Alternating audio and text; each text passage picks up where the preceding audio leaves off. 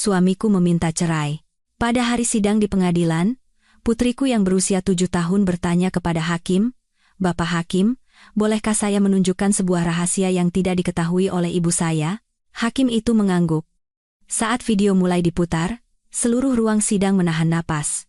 Hari itu, di dalam ruang sidang yang sempit dan dingin, aku duduk di kursi terdakwa, kedua tanganku saling bertaut, ku genggam begitu erat hingga buku-buku jariku memutih. Di seberangku, duduk Bima, suamiku, dalam balutan setelan jas yang disetrika rapi. Wajahnya tenang, seolah ia tak ada sangkut pautnya dengan semua ini. Pengacaranya tanpa henti membacakan dosa-dosaku. Istri yang gagal, ibu yang tidak kompeten, seorang wanita yang hanya menjadi parasit bagi suaminya. Dalam gugatan cerainya, ia menuntut seluruh harta kami dan juga hak asuh penuh atas anak kami. Aku hanya bisa menundukkan kepala. Setiap kata yang keluar dari mulut pengacaranya terasa bagaikan pisau tumpul yang perlahan mengiris dagingku. Tepat saat hakim hendak mengetukkan palunya, sebuah suara anak kecil yang bergetar terdengar dari arah pintu. "Bapak Hakim, bolehkah saya menunjukkan sebuah rahasia yang tidak diketahui oleh ibu saya?" Semua mata di ruang sidang tertuju ke sana. Putriku yang berusia 7 tahun. Putri, berdiri sambil memeluk sebuah tablet tua. Salah satu sudut layarnya retak seperti sarang laba-laba. Dengan mata hitamnya yang jernih, ia menatap lurus ke kursi tertinggi tempat hakim duduk. Jantungku serasa jatuh ke perut. Itu adalah pertama kalinya aku melihat putriku menunjukkan keberanian seperti itu. Dan pada saat itu juga, aku sadar. Mungkin hidupku tidaklah segagal yang Bima katakan. Setidaknya, aku telah membesarkan seorang anak yang tahu cara membedakan mana yang benar dan mana yang salah. Namun, untuk menceritakan bagaimana kami bisa sampai di jalan buntu ini, kita harus kembali ke suatu pagi beberapa bulan yang lalu, saat semuanya masih tampak damai. Pagi itu di sebuah rumah 3 lantai di salah satu sudut Jakarta Selatan, tempat yang kupercaya akan menjadi persinggahan terakhirku seumur hidup. Pagi itu tak ada bedanya dengan pagi-pagi lainnya. Aku bangun saat langit masih temaram sebelum fajar, mengenakan kardigan tipis, lalu turun ke dapur untuk menyiapkan sarapan. Suara air mendidih di teko, aroma bawang goreng untuk taburan bubur ayam, berbaur dengan deru mesin cuci dari beranda. Aku terbiasa hidup dalam senyap, berjalan tanpa suara, berbicara dengan lirih, melakukan segalanya seperti bayangan bahkan di rumahku sendiri. Semua itu agar tidak mengganggu Bima yang sedang beristirahat. "Kopi ini kenapa rasanya begini?" Itu adalah kalimat yang selalu ia ucapkan dengan penekanan di setiap katanya setiap kali suasana hatinya sedang buruk.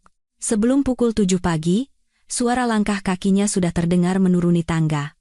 Ia mengenakan kemeja putih, dasi terpasang rapi, dan rambutnya tersisir klimis, aroma parfum mahalnya menguar samar.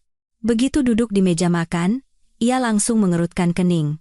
Setelah menyesap seteguk kopi yang kubuat, ia berkata dengan dingin. Aku terkejut dan buru-buru menunduk. "Maaf, mungkin kopinya terlalu banyak. Aku buatkan lagi, ya." "Tidak usah."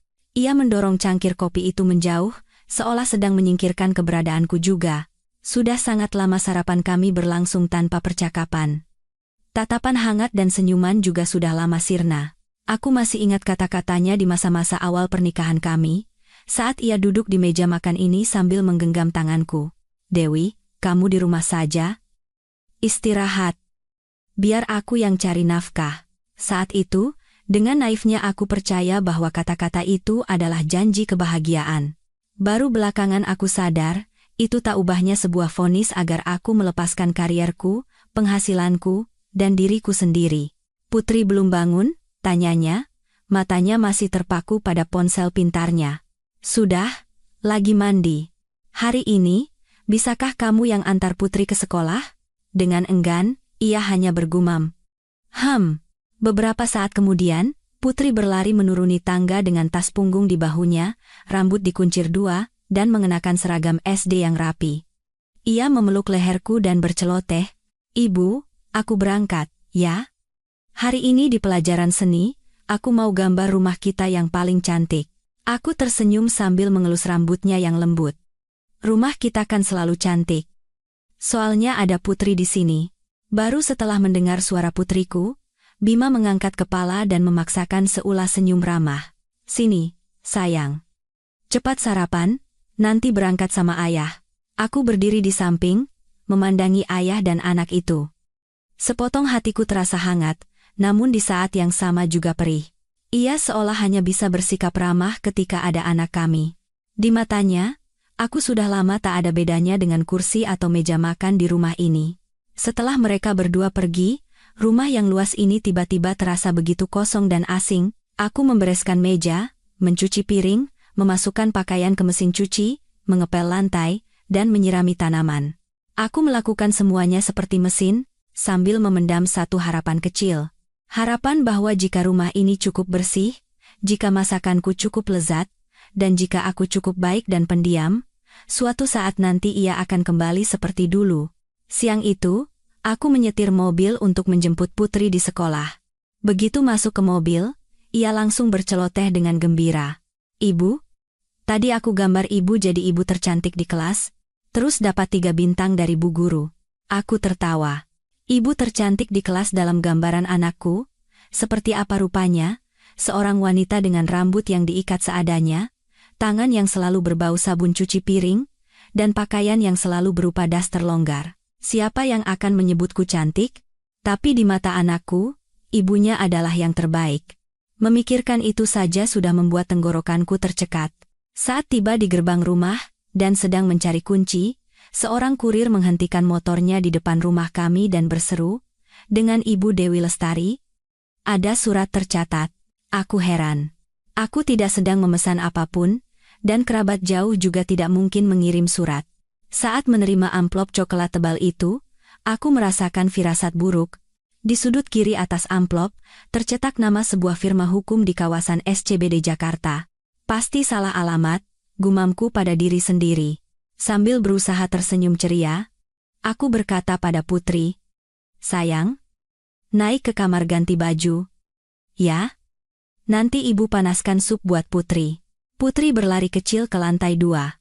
Aku duduk sendirian di sofa, dengan tangan gemetar membuka amplop itu. Beberapa lembar kertas putih meluncur keluar. Beberapa kata yang dicetak tebal di baris pertama menusuk mataku. Gugatan perceraian. Aku membeku seketika. Pandanganku terpaku pada baris di bawahnya. Penggugat, Bima Santoso. Tergugat, Dewi Lestari. Dunia seakan berputar. Suara kendaraan di jalanan terdengar menjauh, hanya menyisakan detak jantungku yang berdebar kencang di telinga. Aku membaca baris demi baris, semakin kubaca, punggungku semakin terasa dingin. Dalam gugatan itu, Bima menuduhku tidak memenuhi kewajiban sebagai istri dan ibu, tidak mampu mengelola keuangan, dan sering menunjukkan sikap emosional yang tidak stabil yang dikhawatirkan dapat berdampak buruk pada perkembangan psikologis anak. Pengacaranya menuntut agar ia mendapatkan hak asuh penuh atas anak kami, serta rumah yang kami tinggali dan seluruh uang di rekening bank atas namanya. Alasannya, semua aset tersebut diperoleh dari penghasilan suami, sementara istri tidak memberikan kontribusi ekonomi apapun. Aku tertawa hampa.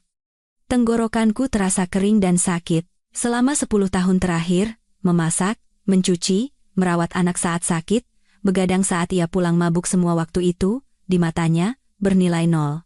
Aku tidak tahu sudah berapa lama aku terduduk di lantai ruang tamu yang dingin. Surat gugatan itu berserakan di sekelilingku. Suara pintu depan terbuka membuatku terkejut dan mengangkat kepala. Bima pulang lebih awal dari biasanya. Ia berdiri di ambang pintu, melihat kertas-kertas yang jatuh di dekat kakiku, tapi sama sekali tidak terkejut. Tatapannya begitu tenang, nyaris kejam. Ini maksudnya apa?" Suaraku keluar dengan serak. Sambil melepas sepatunya dan menggantungkan jasnya, ia berjalan masuk perlahan seolah sedang menceritakan kisah yang sudah dihafalnya. "Kalau sudah kamu baca, harusnya kamu tahu. Aku mau cerai, semuanya sudah kupercayakan pada pengacara, kamu tinggal tanda tangan saja." "Kenapa? Apa salahku?" Ia menoleh ke arahku, sudut bibirnya membentuk senyum dingin. "Kamu itu istri yang gagal dan ibu yang gagal. Rumah berantakan sedikit, anak menangis beberapa kali, kamu langsung marah-marah, menangis, cengeng. Aku sudah lelah dengan wanita yang hanya bisa bergantung padaku sepertimu." Aku menggelengkan kepala. Seolah dengan menggelengkan kepala sekuat tenaga, mimpi buruk ini akan hilang. Aku berhenti kerja atas maumu, membesarkan anak di rumah atas maumu, berhemat sedikit demi sedikit atas maumu, dan sekarang kamu bilang aku jadi beban? Ya, benar. Ia mengangkat bahu. Dan keputusanku sudah bulat. Gugatannya sudah didaftarkan. Ini yang terbaik untuk kita berdua. Tanda tangani saja. Nanti setelah selesai di pengadilan, akan kuberikan sedikit uang pesangon. Pergilah kemanapun kamu mau. Aku menatapnya. Pria yang beberapa tahun lalu berlutut untuk melamarku sepertinya sudah lama mati. Yang berdiri di hadapanku sekarang adalah orang asing yang dingin dan penuh perhitungan. Bahkan pada saat itu, aku tidak pernah membayangkan bahwa ia telah menyiapkan jebakan yang jauh lebih banyak. Dan aku akan didorong ke jalan buntu di pengadilan negeri ini. Tapi aku tidak pernah bermimpi bahwa yang akan menyelamatkanku adalah seorang anak berusia 7 tahun yang bahkan belum lancar membaca, dan sebuah tablet tua dengan layar retak yang selalu dipeluknya setiap malam. Malam itu, setelah mendengar Bima berkata keputusanku sudah bulat, terdengar suara sesuatu yang patah di dalam kepalaku. Itu bukan sekadar pernikahan, itu adalah 10 tahun masa mudaku, 10 tahun kepercayaanku, semua yang pernah kucurahkan untuk satu orang. Aku terduduk lemas di lantai, mendengar suara pintu kamar mandi yang ditutup, suara air mengalir, dan suara ia sedang berbicara di telepon dengan seseorang. Suaranya terdengar pelan dan ceria, seolah tidak tahu bahwa istrinya sedang menangis hanya beberapa meter darinya. Putri sudah tidur lebih awal hari itu. Ia masih memeluk bantal dan bonekanya dengan polos, terhanyut dalam dunianya sendiri. Aku berdiri di ambang pintu kamarnya, memandanginya. Hatiku sakit sekaligus iba. Aku ingin memeluknya erat dan mengatakan bahwa suatu saat nanti, mungkin ibu tidak bisa bersamanya lagi, tapi tenggorokanku tercekat, tak ada kata yang bisa keluar. Malam itu aku tidak bisa tidur. Aku duduk di sofa, membentangkan surat gugatan cerai di atas meja, membacanya berulang kali seolah sedang menyiksa diriku sendiri. Setiap kali membacanya, luka baru terungkap. Kata-kata seperti tidak stabil secara emosional, tidak mampu mengasuh, risiko bagi perkembangan psikologis anak membuatku bergidik. Aku teringat bagaimana aku menggendongnya setiap kali ia demam, bagaimana aku mondar-mandir semalaman sambil memeluknya saat ia batuk, bagaimana kami berdua duduk melipat pesawat kertas di suatu sore yang hujan dan ia tertawa riang. Dan sekarang, semua itu diputarbalikkan menjadi risiko dan ancaman. Menjelang fajar, aku baru bisa memejamkan mata. Saat kubuka mata, sinar matahari sudah memenuhi ruangan. Tiba-tiba aku tersadar. Jika aku diam saja, ia akan merebut Putri dan juga rumah ini. Aku tidak bisa hanya duduk dan menangis. Aku harus mencari cara untuk melawan, sekecil apapun kemungkinannya. Aku mengobrak-abrik laci dan menemukan dompet kulit tua. Kuhitung beberapa lembar uang yang tersisa. Selama beberapa tahun terakhir, Bima hanya memberiku uang belanja bulanan secukupnya, dan mencatat setiap pengeluaran dengan teliti. Aku tidak punya penghasilan maupun tabungan darurat. Satu-satunya harapanku adalah rekening bank atas nama bersama kami, yang pernah ia katakan untuk disimpan sebagai dana darurat. Aku membuka ponsel dan masuk ke aplikasi mobile banking. Saat saldo muncul di layar, tanganku langsung terasa dingin. Angka 00 terlihat dengan jelas. Tak percaya, aku memeriksa riwayat transaksi. Selama beberapa bulan terakhir, ia secara diam-diam dan rutin mentransfer sejumlah besar uang ke rekening lain. Transaksi terakhir terjadi 3 hari yang lalu, sisa uang terakhir pun telah ditarik. Sebelum melayangkan gugatan cerai, ia sudah memblokir semua jalan keluarku. Aku menangis terseduh-seduh di siang bolong. Ponsel terlepas dari tanganku dan jatuh ke lantai. Tepat saat itu, terdengar ketukan pelan di pintu kamar, disusul suara Putri yang serak. "Ibu, belum buat sarapan?" Aku buru-buru menyeka air mata dan memaksakan diri untuk bangkit. "Iya sayang, ibu buatkan sekarang. Putri mandi dulu, ya?"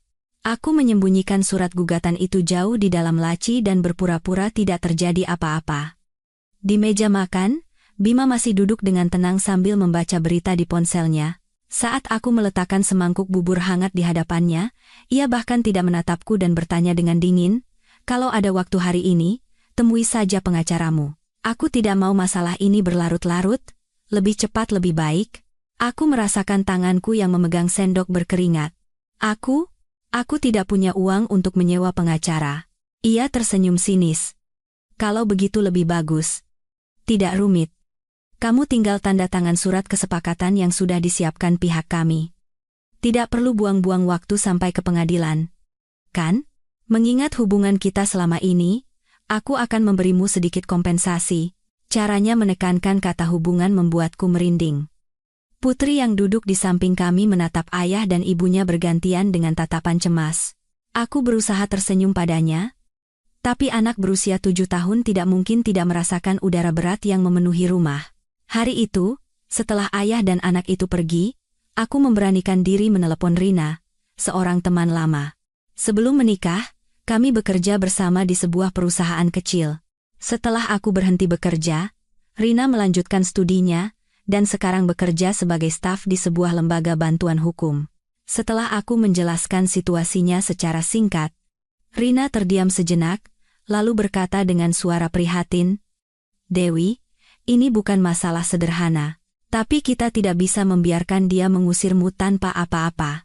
Aku akan kenalkan kamu dengan seorang pengacara yang kukenal.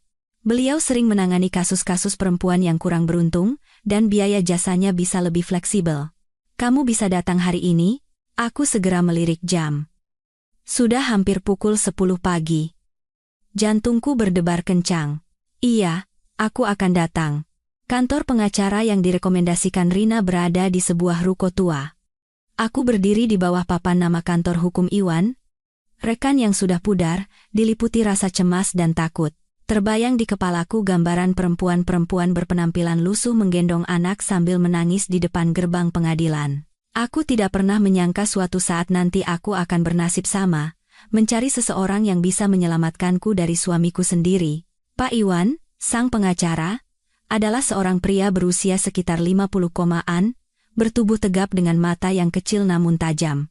Ia mendengarkan ceritaku tanpa menyela, sesekali menanyakan beberapa detail dan mencatatnya dengan teliti. Saat tenggorokanku tercekat dan aku tidak bisa melanjutkan cerita, ia menyodorkan tisu dan berkata dengan pelan, "Ceritakan saja semuanya pelan-pelan. Di sini tidak ada yang akan menghakimi Anda." Aku menceritakan tentang surat gugatan cerai, rekening bank yang kosong, dan tuduhan Bima bahwa aku tidak stabil secara emosional dan tidak layak mengasuh anak. Aku juga menceritakan semua hal yang terjadi belakangan ini, seperti ia yang jarang pulang, kemejanya yang berbau parfum asing, dan kebiasaannya menerima telepon di beranda tengah malam. Hal-hal yang dalam hatiku curigai, namun selalu kutepis dengan pikiran laki-laki memang begitu kalau bersosialisasi, jangan berprasangka buruk. Pak Iwan terdiam sejenak, berpikir dalam, lalu berkata, "Dari apa yang Anda ceritakan, sepertinya suami Anda telah mempersiapkan ini dengan sangat rapi. Ia mengalihkan semua aset, menimpakan semua tanggung jawab finansial kepada Anda, lalu menciptakan citra bahwa Anda adalah istri yang tidak berguna dan ibu yang tidak stabil. Pasti ada pengacara handal di belakangnya, pertarungan hak asuh putri akan menjadi sangat sengit." Aku menelan ludah. Saya tidak butuh harta. Sungguh, rumah atau uang, saya bisa memulainya lagi dari awal, tapi saya tidak bisa kehilangan putri. Tolong bantu saya mempertahankan anak saya. Pak Iwan menatap mataku lurus, lalu berkata dengan perlahan namun tegas, "Mempertahankannya atau tidak, itu tidak hanya bergantung pada pengacara, tapi juga pada diri Anda sendiri. Bergantung pada kebenaran, pertama, kita harus memeriksa bukti apa saja yang mereka ajukan. Dan Anda harus mengingat dengan jelas setiap momen di mana suami Anda merekayasa situasi. Jangan merasa Anda berada di pihak yang lemah. Kebenaran selalu menjadi senjata terkuat. Masalahnya hanya, apakah kita punya keberanian untuk mengungkapkannya?"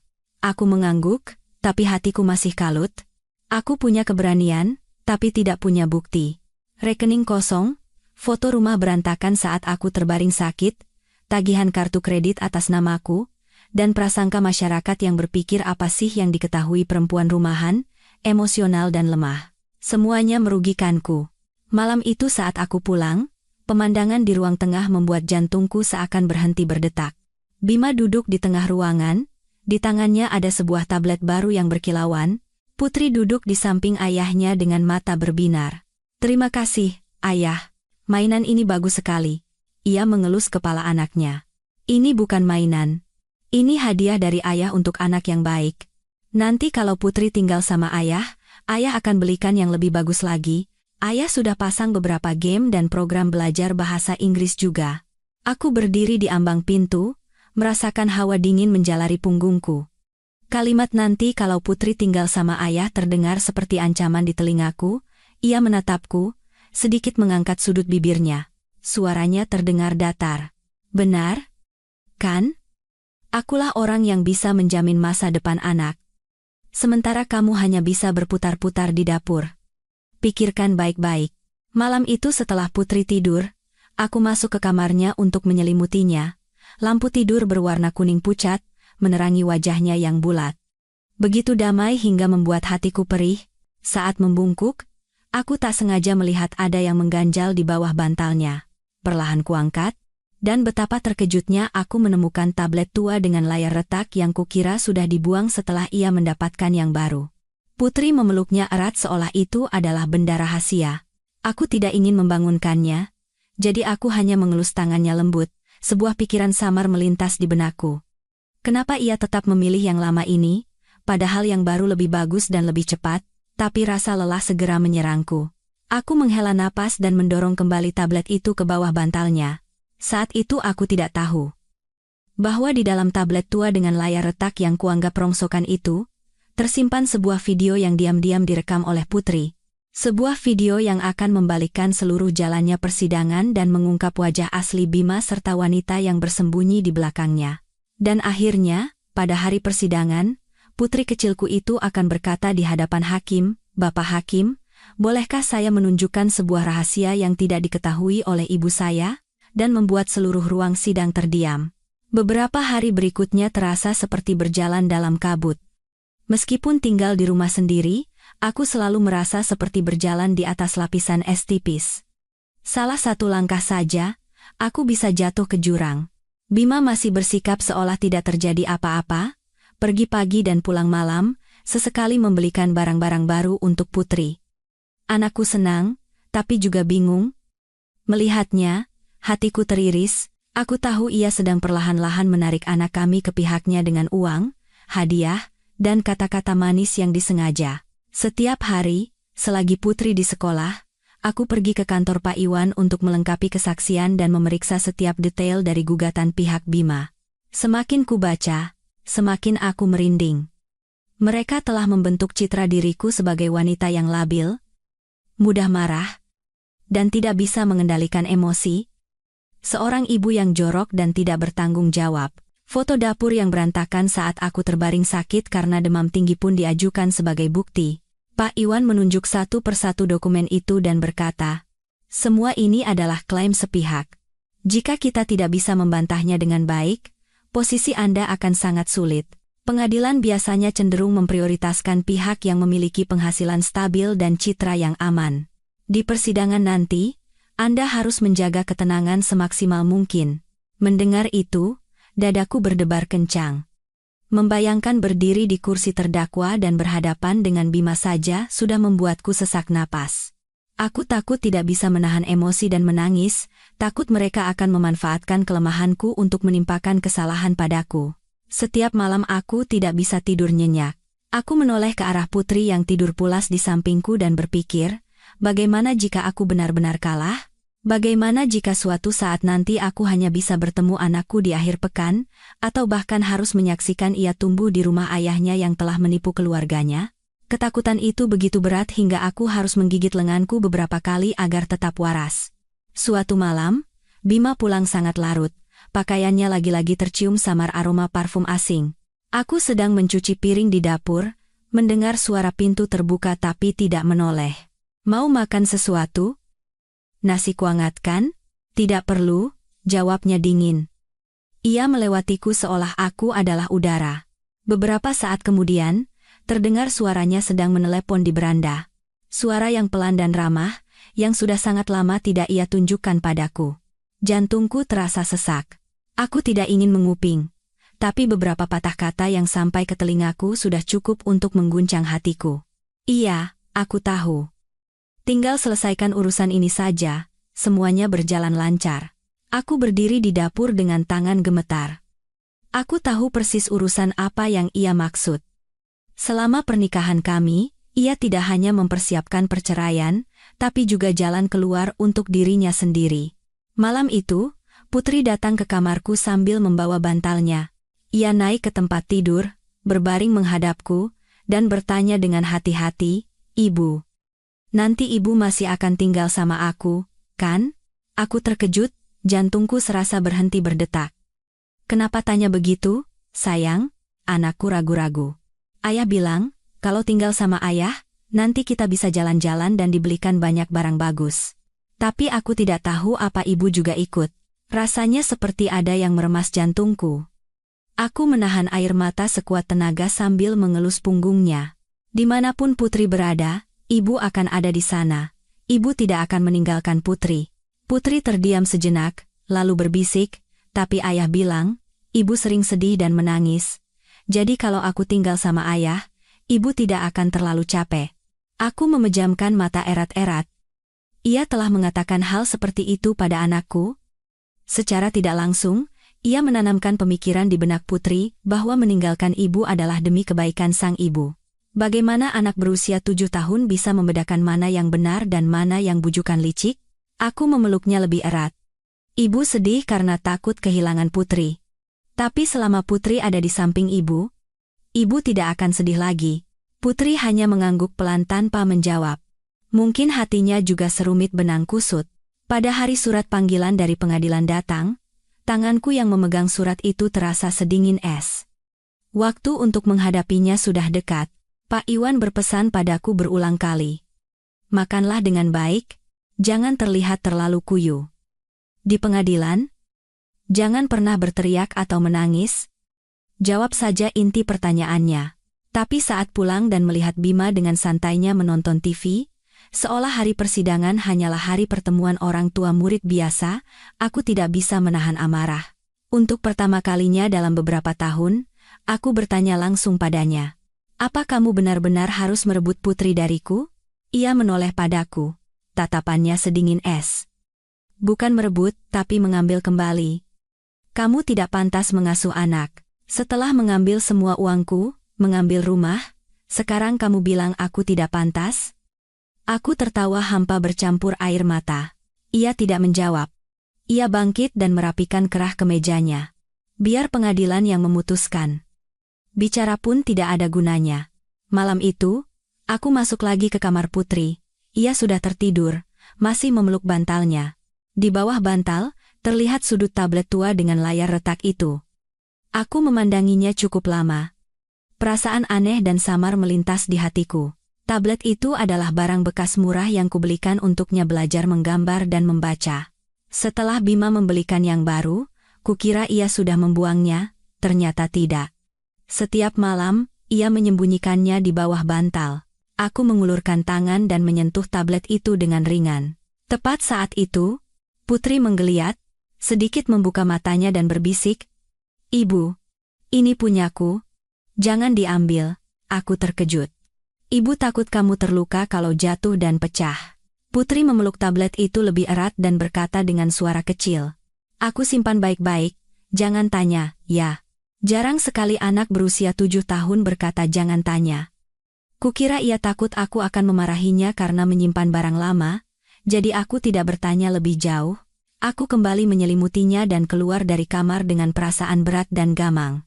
Semakin dekat hari persidangan, udara di rumah semakin tegang seperti busur panah yang ditarik kencang. Bima hampir tidak pernah berbicara denganku dan terus-menerus membelikan hadiah untuk Putri. Anakku menerima hadiah itu, tapi tawanya berkurang dari biasanya. Sesekali ia menoleh padaku seolah ingin bertanya sesuatu, tapi kemudian mengurungkannya. Suatu sore, anakku merasa tidak enak badan, jadi aku menjemputnya lebih awal. Tepat saat tiba di rumah, aku melihat seorang wanita berpakaian rapi sedang berbicara dengan Bima di depan pintu. Melihatku, wanita itu sedikit terkejut, tapi kemudian tersenyum ramah. "Ibu Dewi ya?" Aku mengangguk. Hatiku terasa dingin. Tatapan wanita itu sama sekali tidak menunjukkan keterkejutan orang yang tak sengaja bertemu. Tatapannya tenang. Bahkan ada sedikit rasa superioritas. Saya teman Bima, tadi mampir sebentar ada urusan. Ia berkata begitu, lalu menoleh ke arah Bima. Kalau begitu saya permisi dulu. Bima tidak mengantarnya, hanya memandangi kepergiannya. Setelah wanita itu hilang dari pandangan, aku masih termangu di depan pintu. Ia menoleh dan mengerutkan kening. Kenapa berdiri menghalangi jalan? Siapa dia? Ia mencibir. Bukan urusanmu. Kata-kata itu seperti belati yang menusuk jantungku. Selama 10 tahun pernikahan, bahkan saat aku masih menjadi istri sahnya, semua yang berhubungan dengannya sudah bukan lagi urusanku. Malam itu aku tidak berbicara apa-apa lagi. Aku hanya diam-diam membereskan kamar Putri dan menyiapkan pakaiannya untuk berjaga-jaga jika harus ke pengadilan. Saat sedang melipat baju, aku tak sengaja melihat laci meja belajarnya sedikit terbuka. Di dalamnya, selain buku gambar, ada tablet tua itu. Tanpa sadar aku mengambilnya. Layarnya retak seperti sarang laba-laba, tapi masih bisa menyala. Di layar, tampak ikon-ikon warna-warni yang disukai anak-anak. Saat hendak meletakkannya kembali, mataku menangkap sebuah folder aneh yang hanya ditandai dengan satu titik kecil tanpa nama. Aku ragu sejenak. Jantungku berdebar anehnya lebih kencang. Lalu aku menekannya. Di dalamnya ada sebuah klip video pendek. Tanggalnya tercatat hampir 2 bulan yang lalu. Thumbnail video itu tampak samar. Sudut pandangnya rendah, seperti direkam dari belakang sesuatu. Tepat saat itu aku merinding. Entah kenapa, aku punya firasat bahwa di dalam tablet tua dengan layar retak ini, tersembunyi sesuatu yang sangat penting, sesuatu yang bahkan aku sebagai ibunya sama sekali tidak tahu. Tapi sebelum sempat membukanya, sebuah suara kecil terdengar dari belakangku. Ibu, aku terperanjat dan menoleh. Putri berdiri di ambang pintu, menatapku dan tablet di tanganku dengan mata yang dipenuhi campuran rasa takut dan cemas. Aku terlonjak kaget dan menoleh. Putri berdiri di ambang pintu, berpegangan pada kusen kayu. Kedua matanya yang bulat tertuju padaku dan tablet di tanganku, dan di matanya ada ketakutan yang belum pernah kulihat sebelumnya darinya. Seketika jantungku berdebar kencang, seolah aku baru saja menyentuh area terlarang yang mati-matian ia sembunyikan. Ibu cuma lihat sebentar, kok. Kenapa kamu takut sekali? Aku merendahkan suaraku, berusaha setenang mungkin. Putri menggelengkan kepala. Matanya berkaca-kaca. Ibu, jangan dibuka. Itu bukan direkam untuk dilihat ibu. Aku mendekatinya, meletakkan tablet itu di atas meja, dan berlutut agar sejajar dengan matanya, dengan kedua tangan. Aku memegang bahu kecilnya dengan lembut. Coba katakan pada ibu. Ada apa di dalam sini sampai Putri jadi cemas begini? Apa ayah yang suruh sembunyikan? Anakku menggigit bibirnya erat-erat. Aku bisa merasakan bahunya bergetar halus. Setelah beberapa saat, Putri berbisik dengan suara yang nyaris tak terdengar. Bukan ayah. Aku yang rekam diam-diam. Rekam diam-diam? Aku membeku. Putri mengangguk sambil menangis. Waktu itu aku tidak bisa tidur, jadi aku cari ayah. Ayah lagi bicara sama seorang tante di ruang tamu. Aku dengar namaku disebut, jadi aku takut dan bersembunyi di belakang sofa. Setiap kata yang diucapkannya seperti jarum yang menusuk jantungku. Aku nyaris tidak bisa bernapas dan bertanya pelan, "Tante itu, apa orang yang sama dengan yang ibu lihat di depan pintu beberapa hari yang lalu?" Putri mengangguk lagi. Pipinya sudah basah oleh air mata. Tante itu senyum sama ayah. Ayah juga pegang tangannya. Ayah bilang setelah cerai, aku harus tinggal sama ayah supaya rencananya berjalan lancar. Tante itu bilang akan membawaku ke rumah yang besar. Dan ibu, suara anakku tercekat, ia tidak bisa melanjutkan. Rasanya seperti ada yang menindih dadaku hingga aku tidak bisa bernapas. Ini bukan hanya perselingkuhan, ia bahkan berencana menggunakan putrinya yang berusia 7 tahun sebagai pion dalam permainan kotornya. Aku memeluk Putri erat-erat. Di dalam pelukanku, ia menangis terseduh-seduh. Aku pun ikut menangis. Air mataku membasahi bajunya. Tapi air mataku kali ini bukan lagi karena merasa teraniaya atau lemah. Ini adalah kepedihan seorang ibu untuk anaknya yang di usia begitu muda harus melihat apa yang tidak seharusnya ia lihat dan mendengar apa yang tidak seharusnya ia dengar. Jadi, Apa yang kamu rekam? Tanyaku sangat pelan. Aku takut jika suaraku sedikit saja meninggi, ia akan kembali ketakutan. Putri ragu-ragu, lalu mengusap matanya dan berkata lirih. Ayah bilang ke tante itu, nanti di pengadilan, dia akan bilang kalau ibu sering memukul dan membentak aku, kalau ibu tidak normal, supaya aku bisa tinggal sama ayah. Aku terpaku. Aku tidak pernah sekalipun memukul anakku. Aku pernah memarahinya dengan tegas saat ia nakal, atau meninggikan suara saat ia malas belajar. Tapi di mulutnya, semua itu berubah menjadi kekerasan yang bertujuan untuk mencabut hakku sebagai seorang ibu. Apa kamu yakin mendengar seperti itu? Tanyaku dengan suara bergetar. Putri mengangguk cepat. Aku takut sekali. Aku tidak berani bilang ke ibu. Aku takut ayah tahu dan mengambil tablet ini, jadi aku sembunyikan di bawah bantal. Aku menggenggam tangannya erat. Hanya satu pikiran yang berputar di kepalaku. Video ini bisa menjadi kunci untuk menyelamatkan diriku dan putriku dari skenario yang telah disusun Bima. Tapi di saat yang sama, aku takut. Takut menanamkan ketakutan yang lebih besar di hati anakku, takut menyeretnya ke dalam pertarungan orang dewasa. Aku menyeka air mata Putri dan berusaha tersenyum. Tidak apa-apa, sayang. Ibu akan jaga rahasia ini. Tidak ada yang boleh menyakiti Putri. Putri menatapku. Matanya masih basah. Ibu, kalau ayah tahu aku yang rekam, apa dia akan marah padaku? Aku memeluknya lebih erat. Ayah tidak punya hak untuk marah padamu. Kamu hanya mengatakan yang sebenarnya. Kan ada ibu. Malam itu aku tidak tidur sampai fajar. Agar tidak membangunkan Putri, aku memakai earphone kecil dan menonton video itu sendirian di kamar. Pencahayaannya gelap dan gambarnya buram, sudutnya rendah dari belakang sofa, tapi suaranya begitu jernih, hingga tidak mungkin salah. Suara dingin Bima terdengar jelas. Urusan pengacara sudah beres. Putri akan kuasuh. Dewi tidak punya uang, tidak punya rumah, di pengadilan sudah jelas siapa yang lebih unggul. Kalau perlu, aku akan bilang dia punya masalah kejiwaan. Lalu suara wanita itu. Meskipun belum pernah ku dengar langsung, dari video itu aku tahu itu adalah orang yang sama dengan yang kulihat di depan pintu beberapa hari yang lalu. Harus pasti, ya? Aku tidak mau nanti berurusan lagi dengan perempuan itu. Harus putus total. Bima tertawa. Tenang saja. Paling parah, sebulan sekali kuizinkan bertemu. Aku melepas earphone. Kedua tanganku sedingin es. Setiap kata dalam video itu seperti hantaman palu yang menghancurkan sisa-sisa pikiran terakhirku tentang pernikahan 10 tahun ini. Bukan hanya pengkhianatan, ini adalah kekejaman tanpa batas.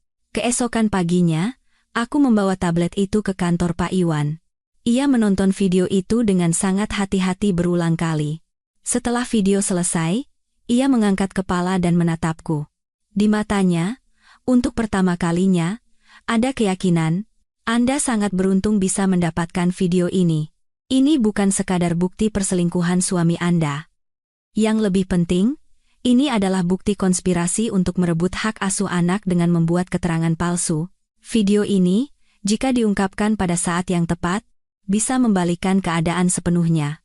Aku menggenggam tali tasku erat-erat, tapi ini direkam oleh anak saya, dia masih terlalu kecil, saya khawatir dia akan trauma nanti. Pak Iwan berpikir sejenak, lalu berkata, itulah kenapa kita harus memilih waktu yang tepat. Tidak bisa asal kita ajukan. Beberapa kebenaran harus diledakkan di pengadilan setelah pihak lawan memperlihatkan wujud aslinya, baru kekuatannya akan maksimal. Aku sadar bahwa pertarungan ini tidak hanya membutuhkan kebenaran, tapi juga kepala dingin. Selama beberapa hari berikutnya, aku berpura-pura tidak tahu apa-apa. Aku berbelanja, memasak, dan mencuci seperti biasa, merawat Putri dengan tenang. Bima menjadi semakin percaya diri, ia lebih sering mengajakku bicara. Tapi itu hanyalah peringatan agar kami tidak saling menyulitkan di pengadilan dan agar aku mempersiapkan diri. Suatu kali ia bahkan berpura-pura bersimpati. Bekerja sama saja. Nanti anak juga akan kuizinkan bertemu. Kalau kamu ribut-ribut di pengadilan setelah kalah, orang-orang akan menganggapmu perempuan gila. Aku menunduk tanpa menjawab. Hatiku anehnya tenang, ketenangan orang yang memegang kartu as dan menunggu saat yang tepat untuk menurunkannya. Aku juga berpesan pada Putri. Tanpa menyinggung soal pengadilan, aku hanya berkata dengan lembut, nanti kalau ada yang tanya tentang urusan rumah, Putri jawab saja apa yang Putri lihat dan dengar. Tidak perlu takut. Mengatakan yang sebenarnya saja sudah cukup. Putri mengangguk. Matanya sedikit cemas, tapi karena beban rahasia yang ia pikul sendiri selama 2 bulan telah terangkat, ekspresinya terlihat lebih ringan. Setiap malam ia memelukku erat, seolah takut jika ia memejamkan mata, aku akan menghilang. Hari persidangan semakin dekat. Malam sebelum sidang, Bima tidak pulang, aku tidak bertanya. Aku hanya diam-diam menyiapkan pakaian Putri, memilihkan gaun yang paling rapi dan bersih. Aku menyuruhnya tidur lebih awal, tapi tengah malam aku bisa merasakan ia sedang menatapku dalam kegelapan. Ibu, besok banyak orang? Mungkin sedikit banyak. Tapi kamu cukup di samping ibu saja. Kalau ayah bilang yang jelek-jelek tentang ibu, apa aku boleh bicara? Aku terdiam sejenak, lalu menjawab pelan. Kalau itu kebenaran, kamu punya hak untuk bicara. Putri terdiam. Beberapa saat kemudian, ia berkata dengan suara kecil, Ibu jangan takut. Aku tidak akan membiarkan ayah merebut ibu dariku. Kata-kata dari anak sekecil itu membuat jantungku terasa diremas. Aku memeluknya. Tanpa suara, air mataku mengalir di atas rambut kecilnya. Besok mungkin akan menjadi hari di mana hidupku berbelok ke jalan lain, dan anak yang kuanggap paling lemah justru menjadi penopang terbesarku. Keesokan paginya, aku terbangun bahkan sebelum fajar menyingsing. Rumah terasa sunyi, hanya suara detik jam yang terdengar teratur. Putri masih tertidur lelap. Wajah mungilnya terbenam di bantal. Aku bangkit perlahan dan berdiri lama di samping tempat tidurnya, memandanginya.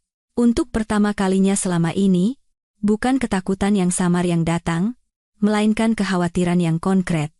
Dengan satu kesalahan hari ini, aku bisa kehilangan anakku selamanya. Aku turun ke dapur dan memasak mie instan sederhana untuk kami berdua. Setelah Putri bangun, aku memakaikannya gaun rapi yang sudah disiapkan semalam dan menguncir rambutnya dengan rapi. Ia menatap dirinya di cermin, lalu menoleh padaku dan tersenyum kecil. Ibu, hari ini aku akan jadi anak baik. Aku mengangguk, tenggorokanku tercekat. Kapan kau pernah tidak menjadi anak baik?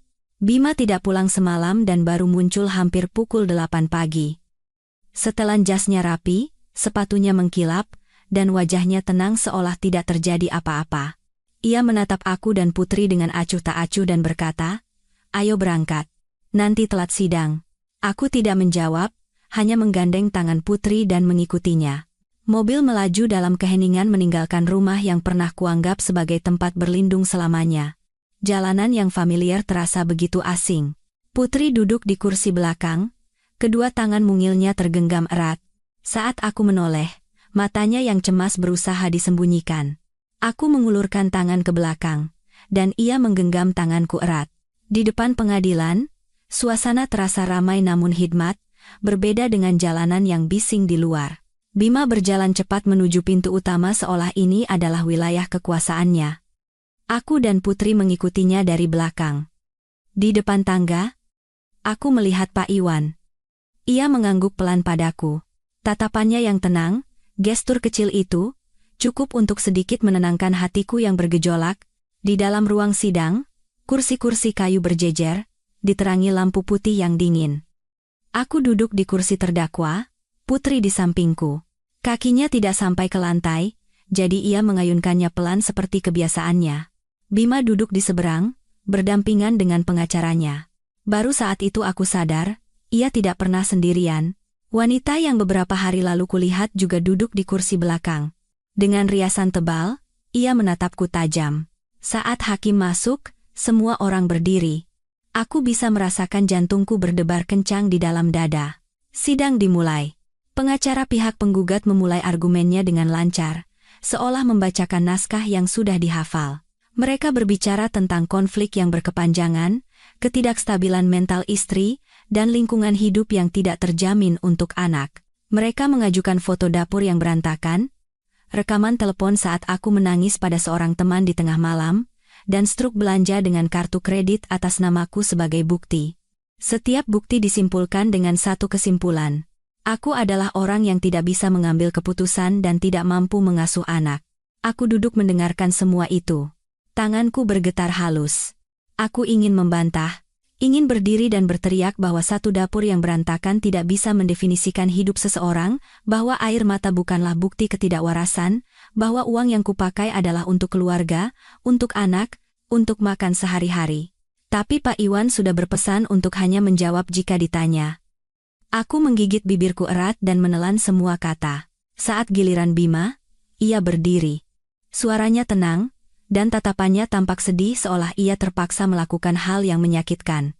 Saya sangat menyesal semua ini harus terjadi. Tapi saya tidak bisa membiarkan putri saya hidup di lingkungan yang tidak stabil. Dewi sering menangis dan marah-marah. Beberapa kali ia membentak anak hingga membuatnya ketakutan. Saya sudah berusaha sabar demi anak, tapi saya tidak tahan lagi. Aku menatapnya. Tak percaya kata-kata seperti itu bisa keluar dari mulut orang yang tidur seranjang denganku selama 10 tahun. Aku menunduk melihat putri. Ia menggenggam tanganku erat, wajahnya pucat. Pengacaranya melanjutkan dengan suara dingin. Klien kami memiliki penghasilan yang stabil, tempat tinggal yang jelas, dan lingkungan hidup yang baik, sehingga ia sangat memenuhi syarat untuk mengasuh putri secara langsung. Sebaliknya, pihak tergugat tidak memiliki pekerjaan maupun aset pribadi. Demi menjamin masa depan terbaik bagi anak, kami memohon agar pengadilan memberikan hak asuh kepada ayahnya. Kata-kata tidak punya pekerjaan, tidak punya aset terdengar seperti paku yang menancap di takdirku. Saat giliranku tiba, hakim menatapku dan bertanya perlahan, "Tergugat, apakah Anda memiliki tanggapan atas klaim pihak penggugat?" Aku berdiri. Rasanya kakiku lemas. Aku tahu aku tidak boleh menangis, tidak boleh gemetar. Aku mengambil napas dalam-dalam dan berusaha menjaga suaraku senormal mungkin. "Yang mulia, memang benar saat ini saya tidak memiliki penghasilan. Itu karena di masa lalu saya mengikuti keinginan suami untuk merawat anak di rumah. Memang benar juga saya sering menangis dan merasa tertekan karena pernikahan ini, tapi saya tidak pernah sekalipun memukul atau menelantarkan anak saya. Selama 7 tahun terakhir, seluruh waktu saya hanya untuk merawat putri." Pengacara lawan langsung membantah. Dalam surat pernyataan yang sudah mereka siapkan, seorang asisten rumah tangga yang sudah lama berhenti bekerja bersaksi bahwa Ibu Dewi orangnya temperamental dan sering memarahi anak. Mendengar itu, hatiku terasa semakin dingin. Cerita-cerita yang dilebih-lebihkan sedang menjadi kebenaran di depan banyak orang. Udara di ruang sidang terasa berat. Aku merasa seperti berdiri sendirian di tempat yang terkepung. Lalu hakim menoleh ke arah putri. "Putri, kamu mau tinggal sama ayah atau sama ibu?" Pertanyaan itu seperti belati yang menusuk jantungku. Aku menggenggam tangan anakku lebih erat. Aku takut ia akan gemetar, takut ia akan menangis, takut ia akan mengulangi kata-kata yang selama ini ditanamkan Bima di benaknya. Putri menunduk sambil memainkan kedua tangannya. Ia tidak langsung menjawab. Ruang sidang hening, hanya terdengar derit kursi kayu. Bima menatap anaknya, tatapannya mengandung penantian dan tekanan yang tak terlihat. Setelah beberapa saat, putri mengangkat kepalanya pelan. Suaranya bergetar. Saya mau tinggal sama ibu." Mendengar itu, aku nyaris menangis. Tapi pengacara Bima langsung berdiri. "Yang mulia, anak berusia 7 tahun mudah dipengaruhi oleh emosi sesaat. Kami mohon agar pengadilan mempertimbangkan kondisi yang realistis daripada hanya bergantung pada keinginan subjektif anak." Bima juga berkata dengan suara yang anehnya lembut, "Putri, coba pikir lagi, kalau sama ayah, kamu bisa belajar di lingkungan yang lebih baik, punya rumah yang lebih besar, kamar sendiri, mainan juga lebih banyak. Kalau sama ibu, nanti kamu akan susah." Putri menatapnya. Matanya berkaca-kaca. Bibirnya bergerak seolah ingin mengatakan sesuatu, tapi kemudian berhenti. Aku bisa merasakan dengan jelas konflik yang terjadi di dalam hatinya. Hakim mengangguk pelan dan mencatat sesuatu. Sidang diskors selama 15 menit. Aku ditarik oleh Pak Iwan ke sudut. Dengan suara mendesak namun tetap tenang, ia berbisik, "Pihak lawan sangat siap. Hanya mengandalkan kesaksian dan keinginan putri, situasinya masih sangat tidak menguntungkan. Kita harus bersiap untuk kemungkinan terburuk." Aku menatapnya. Jantungku terasa sesak. Apakah itu artinya aku bisa kehilangan anakku? Pak Iwan tidak menjawab langsung, tapi tatapannya mengatakan bahwa kemungkinan itu ada. Putri merapat ke sisiku, diam-diam melingkarkan lengannya di tanganku. Saat aku menatapnya, ia menggigit bibirnya seolah menahan tangis. Tepat saat itu, Putri menarik tanganku sedikit dan berbisik sangat pelan, hanya agar aku yang mendengar. Ibu, aku punya satu rahasia. Aku mau bilang ke Bapak Hakim. Jantungku berdebar. Aku menatap matanya dalam-dalam. Di dalam tatapan anak kecil itu, selain ketakutan, ada sebuah tekad kecil yang menyakitkan. Bolehkah aku bicara? Putri bertanya lagi dengan suara bergetar. Tenggorokanku tercekat. Aku mengangguk pelan sambil mengelus kepalanya. Kalau itu kebenaran, kamu punya hak untuk bicara. Tepat saat itu aku tahu. Pintu terakhir kami akan dibuka oleh tangan anak berusia 7 tahun ini. Saat bel tanda skors berakhir berbunyi, semua orang di ruang sidang kembali ke tempat duduk masing-masing. Aku membawa Putri kembali ke kursi terdakwa. Telapak tangannya terasa dingin, aku membungkuk dan berbisik di telinganya. Putri, cukup katakan apa yang kamu lihat dan dengar. Tidak ada yang berhak menyalahkanmu. Putri mengangguk sangat pelan. Tatapannya takut, namun juga tegas, seolah di usianya yang masih belia, ia telah memilih jalannya sendiri. Hakim duduk di kursinya, membolak-balik berkas, lalu berkata dengan suara hikmat, sidang dilanjutkan. Sebelum pembacaan putusan akhir, pengadilan ingin mendengar pendapat tambahan dari saksi Putri Lestari. Seluruh ruang sidang menahan napas. Aku bisa merasakan jantungku berdebar kencang di dalam dada. Bima memutar tubuhnya sepenuhnya untuk menatap anaknya. Di matanya, tersirat ketegangan yang belum pernah ada sebelumnya. Putri berdiri. Di dalam ruang sidang yang luas, ia tampak begitu kecil. Ia menggenggam ujung gaunnya erat, bahunya bergetar halus. 1 detik, 2 detik, lalu ia mengangkat kepala dan menatap hakim. Suaranya bergetar, namun jelas. Bapak Hakim, bolehkah saya menunjukkan sebuah rahasia yang tidak diketahui oleh ibu saya? Terdengar bisik-bisik kecil di ruang sidang. Aku merasa pusing, jantungku serasa jatuh ke jurang. Aku menoleh ke arahnya, hendak mencegahnya, tapi terdiam saat melihat tatapannya. Itu bukan tatapan impulsif anak kecil. Itu adalah tatapan anak yang sudah terlalu lama menanggung beban sendirian. Hakim tampak terkejut sejenak, lalu mengangguk pelan. Silakan. Putri menatapku sekilas, seolah mencari kekuatan. Lalu ia merogoh tas kecil yang disandangnya dan mengeluarkan tablet tua dengan layar retak itu. Terdengar suara orang-orang menahan napas dari berbagai sudut ruangan. Bima sontak berdiri. Yang mulia, saya keberatan. Kesaksian anak tidak memiliki kekuatan hukum sebagai bukti. Hakim mengangkat tangan untuk menghentikannya. Harap tenang. Biar pengadilan yang menilai. Silakan lanjutkan. Putri melangkah maju dengan langkah kecil. Pak Iwan juga bangkit dan menghampirinya, mengambil tablet itu dan menyambungkannya ke sistem video pengadilan. Aku duduk di tempatku, menggenggam kedua tanganku erat. Kuku-kukuku menusuk daging, tapi aku tidak merasakan apa-apa.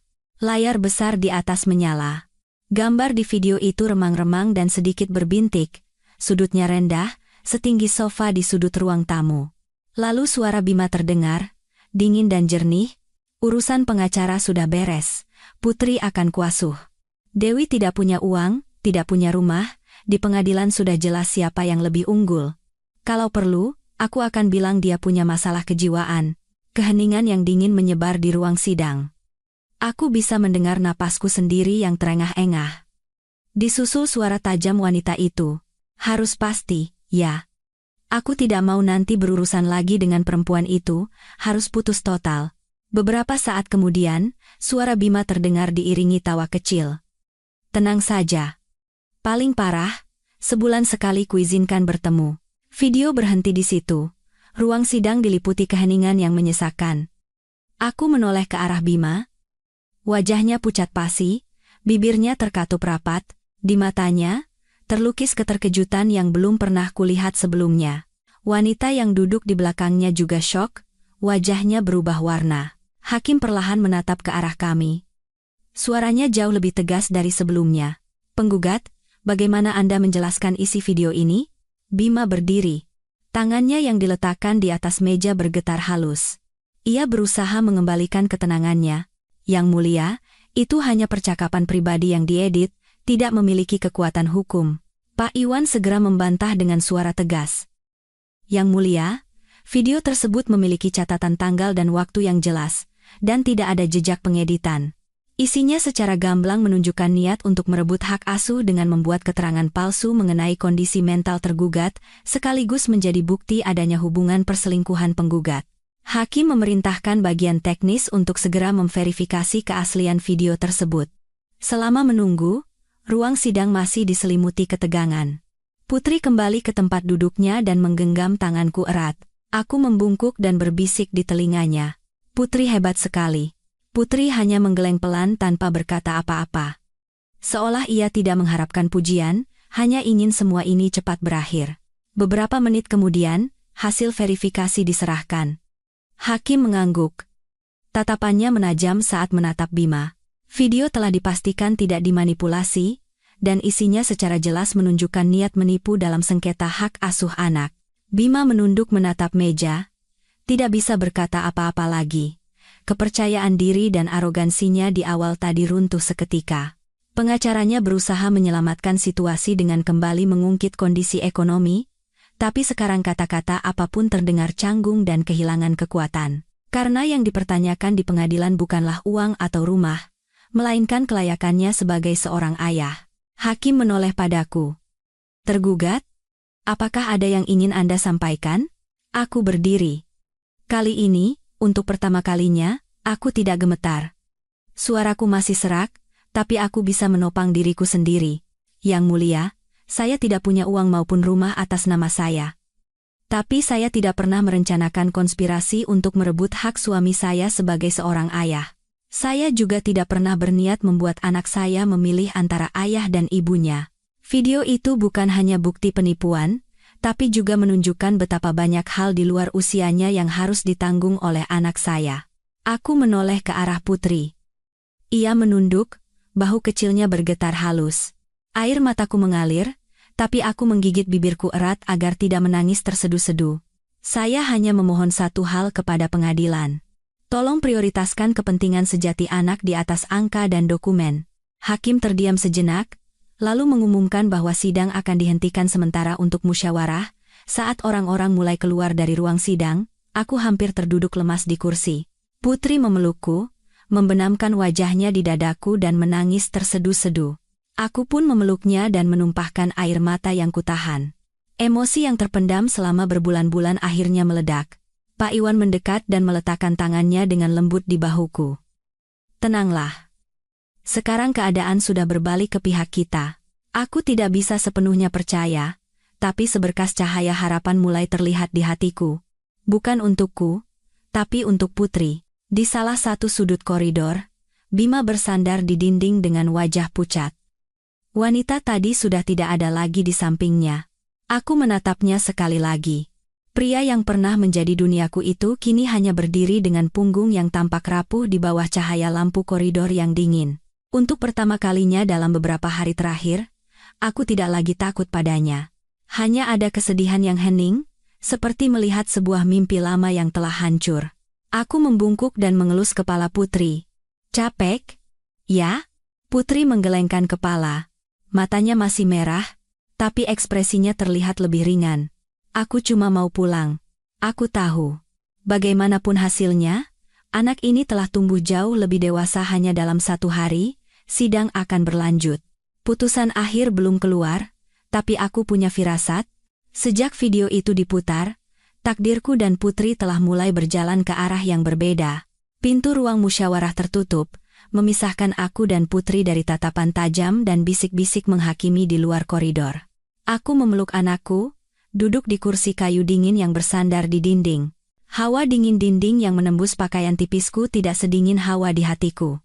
Putri merapatkan tubuhnya, kedua lengannya melingkari pinggangku erat, seolah jika ia sedikit saja mengendurkan pelukannya, harapan yang baru saja muncul akan segera lenyap. Aku mengelus rambutnya. Rambut lembut yang sedikit basah dan kusut oleh keringat. Dengan suara berbisik yang takut akan hilang oleh embusan angin, aku berkata, "Jangan takut. Ibu ada di sini? Putri mengangguk tanpa kata. Aku bisa merasakan jantungnya berdebar kencang, sama sepertiku. Pak Iwan berdiri beberapa langkah dari kami, bersandar pada pilar, tenggelam dalam pikirannya. Setelah beberapa lama, ia berkata pelan, "Bu Dewi, video Putri memang menjadi titik balik yang krusial, tapi pihak Bima pasti akan berusaha membalikkan keadaan. Jadi jangan lengah sampai akhir." Aku mengangguk. Setelah sampai sejauh ini, saya tidak akan lengah hanya karena secercah harapan. Di seberang koridor, Bima masih berdiri di tempat yang sama. Sosok arogannya yang familiar telah lenyap, bahunya terkulai, dan pandangannya menghindari segalanya. Wanita yang tadi bersamanya entah sudah pergi kemana. Seolah seluruh dunia telah memunggunginya, ia berdiri sendirian di koridor yang panjang. Aku bahkan tidak punya tenaga lagi untuk membencinya, yang kurasakan sekarang hanyalah kehampaan yang dingin. Rasa dendam selama beberapa bulan terakhir sepertinya telah terkuras habis di persidangan pagi ini. Suara sepatu pantofel seorang panitera bergema teratur dari ujung koridor. Ia berhenti di depan kami dan mengatakan bahwa kedua belah pihak diminta kembali ke ruang sidang. Musyawarah para hakim telah selesai. Jantungku terasa sesak, dan Putri menggenggam tanganku lebih erat. Aku bangkit, menggandeng tangannya, dan melangkah kembali ke ruangan yang telah menyerap begitu banyak air mata kami berdua. Udara di dalam ruang sidang terasa lebih berat dari sebelumnya. Semua orang terdiam saat hakim masuk. Ia memandang kami sekilas, tatapannya berhenti sejenak pada Putri, lalu perlahan membuka mulut. Setelah meninjau semua bukti yang baru diajukan, terutama video yang diberikan oleh saksi Putri Lestari, majelis hakim memutuskan bahwa ada beberapa fakta penting yang perlu dikonfirmasi lebih lanjut. Aku menahan napas. Bima menegakkan tubuhnya, ketegangan terpancar di wajahnya. Hakim melanjutkan. Pertama, majelis hakim menilai bahwa tindakan Bapak Bima Santoso dalam proses gugatan ini memiliki niat menipu dan dengan sengaja merekayasa bukti yang merugikan tergugat untuk merebut hak asuh anak. Setiap kata hakim seperti ketukan palu yang menghantam ruang sidang. Aku mendengar Bima menarik napas dalam-dalam, tapi ia tetap diam. Oleh karena itu, majelis hakim menangguhkan sementara pemeriksaan klaim hak asuh sepihak dari Bapak Bima Santoso, dan pada saat yang sama, memutuskan untuk meneruskan berkas terkait beberapa tindakan yang berpotensi melanggar hukum kepada pihak kepolisian untuk diselidiki. Aku merasa pusing. Tanpa sadar aku menggenggam tangan Putri erat-erat. Ia menatapku, matanya seolah bertanya. Hakim menatapku lurus, sampai hasil penyelidikan keluar. Pengadilan memerintahkan agar saudari Putri Lestari berada di bawah perlindungan dan pengasuhan langsung ibunya, Ibu Dewi Lestari. Bapak Bima Santoso memiliki hak bertemu sesuai aturan, namun tidak boleh menemui atau membawa anak secara sepihak tanpa persetujuan tergugat dan pengawasan dari instansi terkait. Telingaku berdengung. 1 detik, 2 detik, aku baru bisa mencerna bahwa aku baru saja diizinkan untuk mempertahankan Putri di sisiku. Aku membungkuk dan memeluk anakku erat-erat. Entah sejak kapan air mataku sudah membasahi bahunya. Putri juga memelukku erat dan berkata dengan suara bergetar. "Jadi, sekarang kita pulang sama ibu?" Tenggorokanku tercekat. Aku hanya bisa mengangguk tanpa kata. Di seberang, Bima membeku, syok. Bibirnya bergerak sedikit, tapi tidak ada suara yang keluar. Pengacaranya berbisik sesuatu di telinganya, tapi ia hanya menggelengkan kepala dengan tatapan kosong. Sidang berakhir sementara dalam suasana yang berat. Orang-orang mulai meninggalkan ruang sidang satu persatu. Aku dan Putri melangkah keluar, merasa seperti baru saja keluar dari badai yang telah berlangsung selama berbulan-bulan. Di luar, matahari sudah mulai condong ke barat. Sinar senja jatuh miring di antara pohon-pohon trembesi, menciptakan garis-garis cahaya panjang dan pucat di tanah. Aku mengangkat kepala dan menarik napas dalam-dalam. Untuk pertama kalinya dalam beberapa hari, aku bisa bernapas tanpa merasa sesak. Pak Iwan menghampiriku dan berkata dengan suara tenang, "Untuk saat ini adalah hasil yang baik bagi Anda berdua, tapi Anda tetap harus siap secara mental. Pihak Bima mungkin tidak akan menyerah begitu saja. Aku tahu itu lebih dari siapapun." Aku menatap Putri. Ia berjalan sambil menendang-nendang pelan daun kering di pinggir jalan. Sosoknya kecil, tapi ada sesuatu yang berbeda dari sebelumnya. Terasa lebih tegar. "Capek tidak?" tanyaku. Putri menggelengkan kepala, lalu menatapku dan tersenyum sangat tipis. Cuma mau pulang. Iya, kita pulang.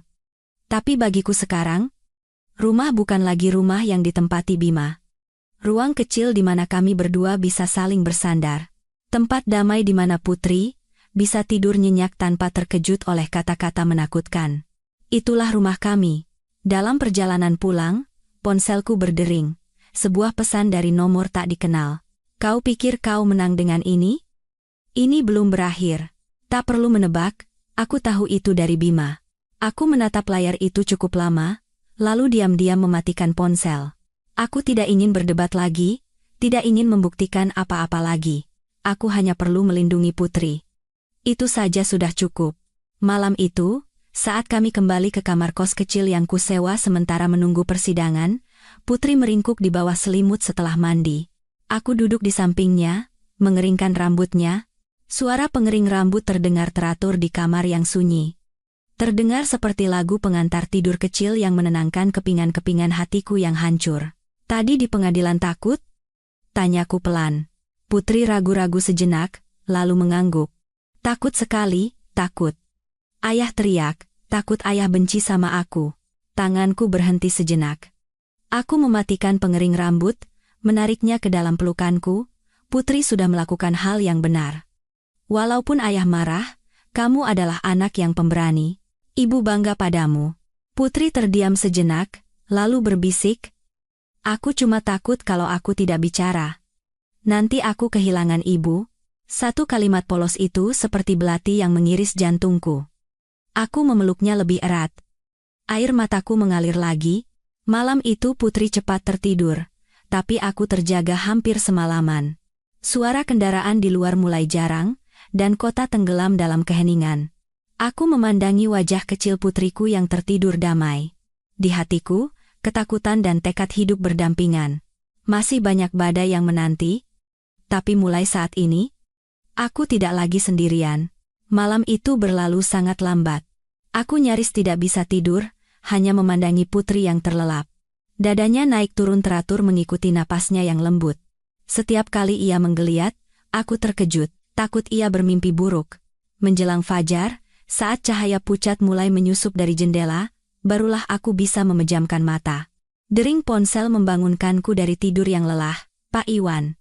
Aku sontak duduk, jantungku berdebar kencang. Bu Dewi. Pagi ini pihak kepolisian sudah resmi menerima laporan kasusnya. Pihak Bima telah dipanggil untuk diperiksa terkait video dan bukti-bukti lainnya. Aku menggenggam ponsel erat-erat. Tenggorokanku tercekat, semuanya berjalan lebih cepat dari yang kuduga. Lalu bagaimana dengan Putri? Tenang saja. Keputusan pengadilan untuk menitipkan anak sementara pada Bu Dewi masih berlaku. Selama masa penyelidikan, Bima tidak bisa menemui anak secara langsung tanpa pengawasan. Aku menghela napas lega. Ketenangan yang langka datang menyelimuti dadaku yang tegang selama berhari-hari. Aku berterima kasih pada Pak Iwan dan menutup telepon. Saat menoleh, Putri masih tertidur. Memeluk erat boneka beruang usang yang kubelikan di rumah lama. Aku bangkit dan meminum segelas air hangat. Kekhawatiran lain mulai muncul di kepalaku. Uang sewa, biaya les Putri, biaya hidup, uang yang kumiliki sejak keluar dari rumah hanyalah dana darurat yang sangat sedikit. Dulu semua pengeluaran diatur oleh Bima, aku bergantung padanya. Baru sekarang aku sadar betapa berbahayanya ketergantungan itu. Saat Putri bangun, ia mengucek mata dan melihat sekeliling, menyadari bahwa ia berada di kamar kos. Ia langsung duduk dan berkata dengan suara serak, "Ibu, kita masih di sini?" Aku tersenyum sambil mengelus kepalanya. "Iya, sayang. Kita di sini sama ibu. Tidak ada yang akan mengambil Putri." Putri memeluk leherku dan menyandarkan wajahnya di bahuku cukup lama. Aku merasakan ia menghela napas sangat pelan, seolah melepaskan ketakutan yang menghimpitnya semalaman. Pagi itu aku mengantar Putri ke sekolah. Untuk pertama kalinya setelah ketegangan berhari-hari, aku bisa mengantarnya tanpa khawatir Bima akan tiba-tiba muncul.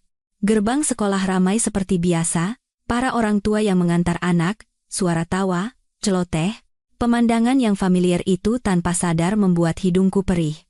Aku merindukan kehidupan normal seperti ini, dan baru setelah nyaris kehilangannya, aku bisa merasakan nilainya dengan jelas.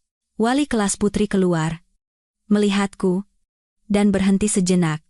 Matanya penuh kekhawatiran. Setelah Putri berlari masuk ke kelas, guru itu memanggilku ke samping. "Ibu, saya dengar beberapa hari ini ada masalah di rumah.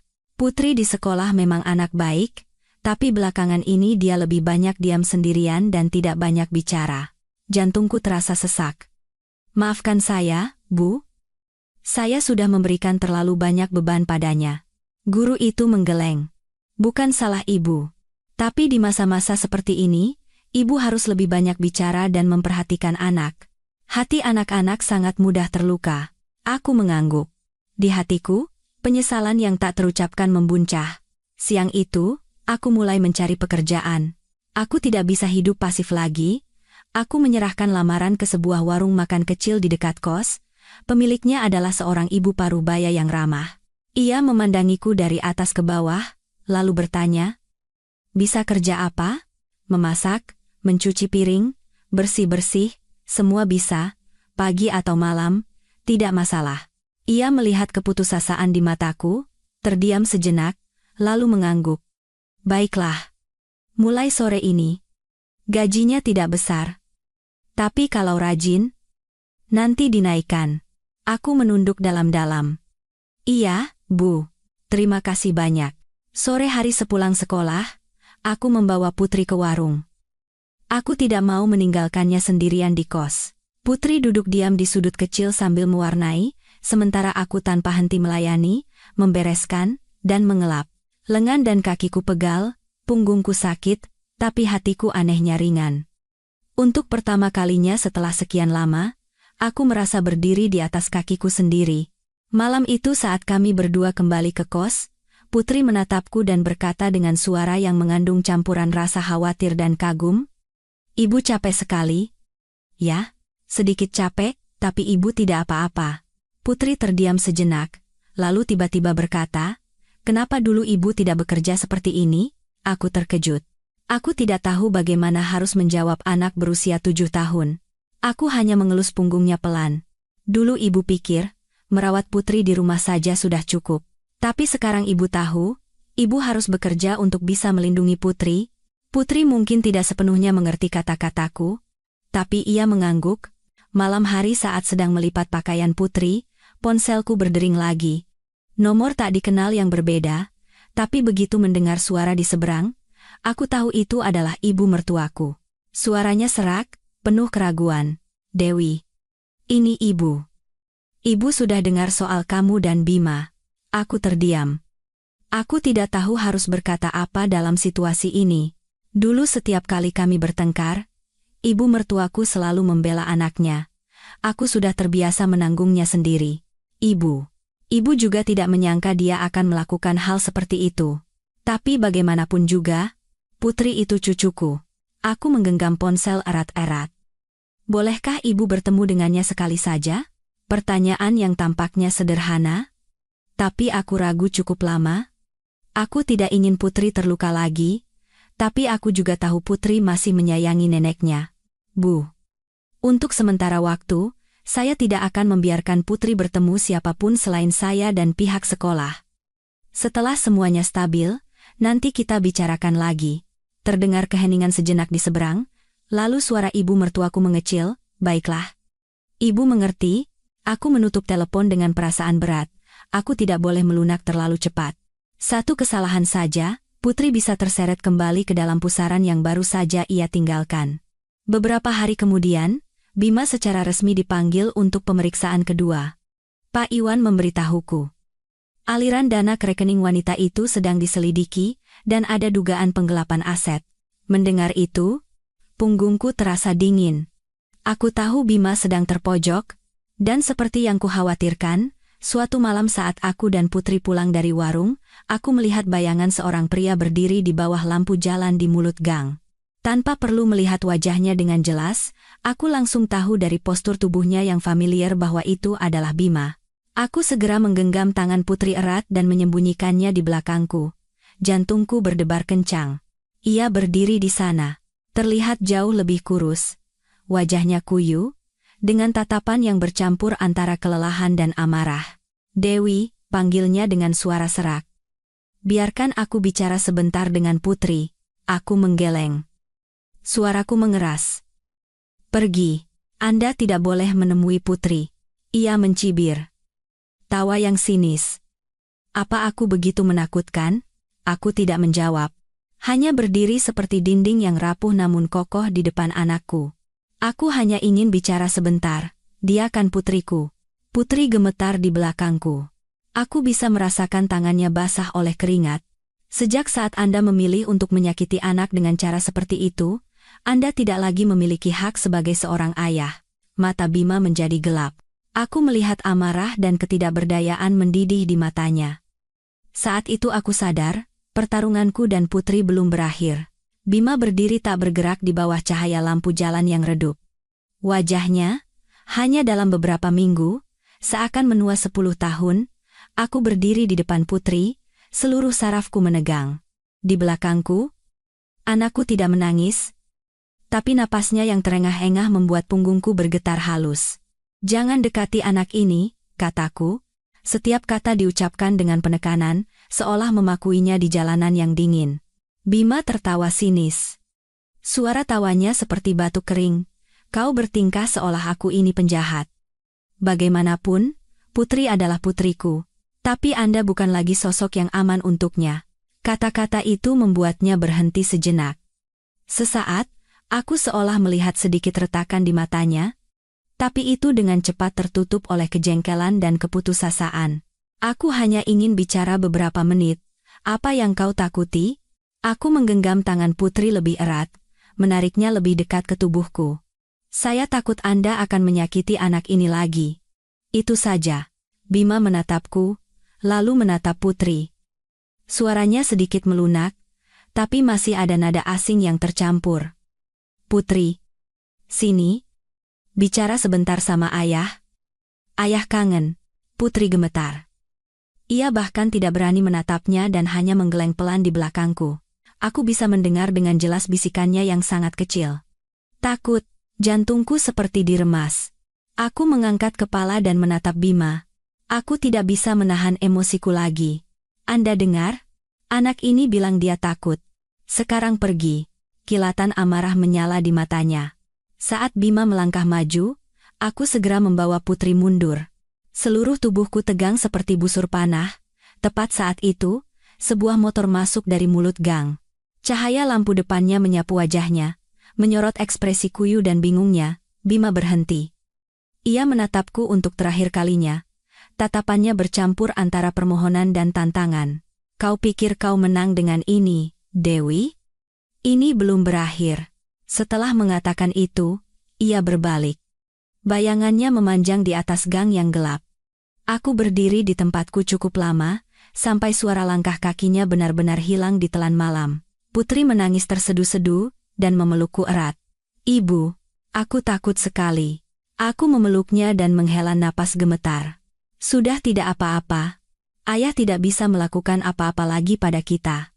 Tapi saat mengatakannya, aku sendiri tidak sepenuhnya percaya. Malam itu, Putri tidur dengan gelisah. Ia beberapa kali terkejut dalam mimpinya dan memanggil ibu dengan lirih. Aku menjaganya semalaman. Di kepalaku, tatapan gelap Bima di bawah lampu jalan terus berputar. Aku tahu betul apa yang bisa dilakukan orang yang terpojok. Keesokan paginya, aku mengantar Putri ke sekolah lebih awal dari biasanya. Aku meminta wali kelasnya untuk lebih memperhatikannya, terutama jika ada orang asing yang datang. Guru itu mengangguk dengan wajah khawatir. Saat makan siang, ketika sedang bekerja di warung, aku mendapat telepon dari Pak Iwan. Suaranya lebih serius dari biasanya. "Bu Dewi, semalam Bima menemui Anda?" Jantungku serasa jatuh. "Iya. Dia ada di mulut gang." Pak Iwan menghela napas berat. Pihak penyidik baru saja mengonfirmasi bahwa rekening wanita itu telah dibekukan. Sebagian dananya terkait langsung dengan Bima. Kondisi psikologisnya saat ini pasti sangat tidak stabil. Jangan pernah berjalan sendirian di malam hari, dan hindari bertemu dengannya berdua saja. "Baik, Pak. Jika ada hal aneh, saya akan segera hubungi." Aku menutup telepon dengan hati yang kalut. Bagi Bima, aku dan Putri bukan lagi sekadar mantan istri dan anak, kami adalah penghalang terbesar di jalan yang mati-matian ia coba lalui untuk keluar. Sore itu saat menjemput Putri di sekolah, aku melihatnya berdiri sendirian di depan gerbang, tidak seperti biasanya yang selalu bersama gurunya. Dari jauh pun aku bisa melihat wajahnya pucat. Aku berlari ketakutan. Putri, kenapa kamu sendirian di sini? Anakku gemetar dan menggenggam tanganku. Ibu, tadi ada tante yang cari aku. Jantungku berdebar kencang. Tante siapa? Dia bilang teman ayah, katanya. Ayah suruh belikan es krim. Punggungku merinding. Terus aku bilang aku harus tunggu ibu. Habis itu, tante itu lihatin aku dari luar gerbang lama sekali, terus pergi. Aku memeluk Putri erat-erat. Kakiku lemas. Wanita itu adalah orang yang sama dengan yang ada di video bersama Bima. Mereka sudah mulai beraksi. Malam itu, aku tidak mengizinkan Putri keluar. Pintu kosku kunci dan gordenku tutup. Di dalam kamar kecil itu, kami berdua duduk berdekatan. Seolah jika sedikit saja berjarak, hal buruk akan menimpa. Putri menatapku dan bertanya dengan suara kecil namun jelas. Ibu, apa aku salah? Karena aku bilang yang sebenarnya, aku membungkuk dan menatap matanya lurus. Tidak. Sayang. Putri sudah melakukan hal paling berani yang bisa dilakukan seorang anak. Tapi kenapa ayah marah sama aku? Pertanyaan itu seperti pisau tajam yang menusuk jantungku. Aku tidak bisa menjelek-jelekan ayahnya di hadapannya, tapi juga tidak bisa berbohong. Aku hanya bisa memilih cara yang paling netral. Beberapa orang dewasa, kalau kesalahannya ketahuan, mereka akan marah. Tapi itu bukan berarti Putri yang salah. Putri terdiam cukup lama, lalu mengangguk sambil meneteskan air mata. Malam itu hujan turun di luar. Suara hujan yang menimpa atap seng terdengar sangat menyedihkan. Aku memeluk Putri erat-erat. Sejak menjadi ibu, belum pernah aku merasa hidup anakku begitu terancam. Menjelang tengah malam, ponselku berdering. Pesan dari nomor tak dikenal. Kalau tidak berhenti selagi dibilang baik-baik, kau akan menanggung akibatnya. Kau pikir video itu jimat? Aku melihat tulisan itu, tanganku terasa sedingin es. Aku tidak membalas, hanya diam-diam mengambil tangkapan layar dan menelepon Pak Iwan. Ia langsung mengangkat, setelah mendengar ceritaku, suaranya menjadi tegas. Simpan semua pesan itu, ini adalah ancaman yang jelas. Besok pagi saya akan bantu siapkan surat laporan. Aku menutup telepon dan bersandar di dinding. Dalam kegelapan, detak jantungku dan napas teratur Putri terdengar jelas. Tidak ada lagi tempat untuk mundur. Mulai saat ini, sedikit saja aku melemah, Putri akan terseret kembali ke tempat yang penuh perhitungan itu. Di luar, hujan masih turun deras. Di dalam hatiku, badai lain sedang terjadi. Bukan lagi badai ketakutan semata. Ini adalah badai tekad untuk melindungi anakku, apapun risikonya. Keesokan paginya, saat hujan masih turun rintik-rintik, aku membawa Putri meninggalkan kos dan menuju rumah Rina, satu-satunya teman yang bisa kupercaya dalam situasi ini. Rina membuka pintu dan terkejut melihat kami berdua basah kuyup. Dewi, ada apa? Tanpa banyak bicara, aku menggeleng dan membawa Putri masuk, lalu menjelaskan singkat tentang pesan ancaman itu. Rina sangat terkejut dan langsung mengunci pintu. Tinggallah di sini beberapa hari. Aku tidak percaya ada orang yang bisa sejahat itu. Sebelum sempat berterima kasih, ponselku berdering. Pak Iwan. Ia mengatakan agar aku segera melapor ke kantor polisi pagi ini juga tentang ancaman dan wanita asing yang mendekati Putri. Aku menitipkan Putri sebentar pada tetangga Rina dan pergi sendirian ke polsek terdekat. Duduk di depan petugas, aku baru sadar betapa gemetarnya tanganku. Aku menceritakan semuanya, dari pesan ancaman, pertemuan dengan Bima di gang, hingga wanita yang muncul di depan gerbang sekolah, semua yang terpendam selama beberapa hari terakhir tumpah di antara napas yang tersengal. Petugas itu mendengarkan dengan saksama dan meminta semua bukti diserahkan, termasuk pesan ancaman, video, dan surat keputusan hak asuh sementara dari pengadilan. Setelah semuanya dicatat, ia berkata dengan serius, "Tenang saja, Bu. Kami akan memantau dengan saksama. Jika ada tindakan pengancaman berkelanjutan atau pendekatan ilegal terhadap anak, akan kami proses sesuai hukum. Aku mengangguk, tapi hatiku masih cemas. Aku tahu bahwa saat orang yang terpojok kehilangan akal sehatnya, hukum tidak selalu bisa mencegah tindakannya.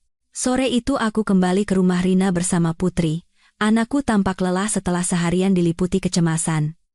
Ia nyaris tidak makan dan hanya duduk menempel padaku. Aku mengelus punggungnya dengan hati yang perih. Ibu, kenapa kita tidak pulang ke kos? Aku berhenti sejenak, lalu menjawab pelan. Beberapa hari ini kita tinggal di sini dulu biar aman. Ya, sayang. Putri mengangguk, tapi matanya penuh kebingungan. Aku tahu bahwa situasi yang tidak stabil ini sedang menggerogoti rasa aman yang baru saja ia dapatkan kembali. Malam itu, saat aku sedang mencuci piring, Rina menghampiriku dengan wajah serius dan menyodorkan ponselnya. Dewi, lihat ini. Di layar, ada sebuah unggahan di salah satu forum parenting online. Sebuah akun anonim menulis tentangku secara samar. Seorang ibu yang kabur membawa anak, menghindari suaminya, dan tidak mengizinkan anak bertemu ayahnya. Kabarnya punya masalah kejiwaan. Di bawahnya, penuh dengan komentar spekulasi jahat dan tuduhan tak berdasar. Melihat tulisan itu, seluruh tubuhku terasa dingin. Ini persis seperti cara yang Bima katakan di video, merendahkan dan membuatku terlihat tidak normal. Hanya saja kali ini, ia tidak butuh pengadilan untuk melakukannya. Rina marah. Ini pasti ulah mereka. Kita tidak bisa diam saja. Aku menggeleng dengan suara lelah. Semakin aku merespons, semakin mereka senang dan memperbesar masalah. Sampai masalah hukumnya selesai, aku hanya harus fokus melindungi Putri. Tapi dalam hati aku sadar, ini bukan lagi pertarungan hukum, melainkan pertarungan opini di mana kebenaran bisa hancur tak berdaya di hadapan rumor jahat. Malam itu, Putri sedikit demam. Aku terjaga hampir semalaman mengompresnya. Dalam igauannya, ia menggenggam tanganku erat dan bergumam, "Ibu, aku tidak mau ketemu ayah lagi." Jantungku terasa sesak. Ketakutan anakku kini telah merasuki alam bawah sadarnya.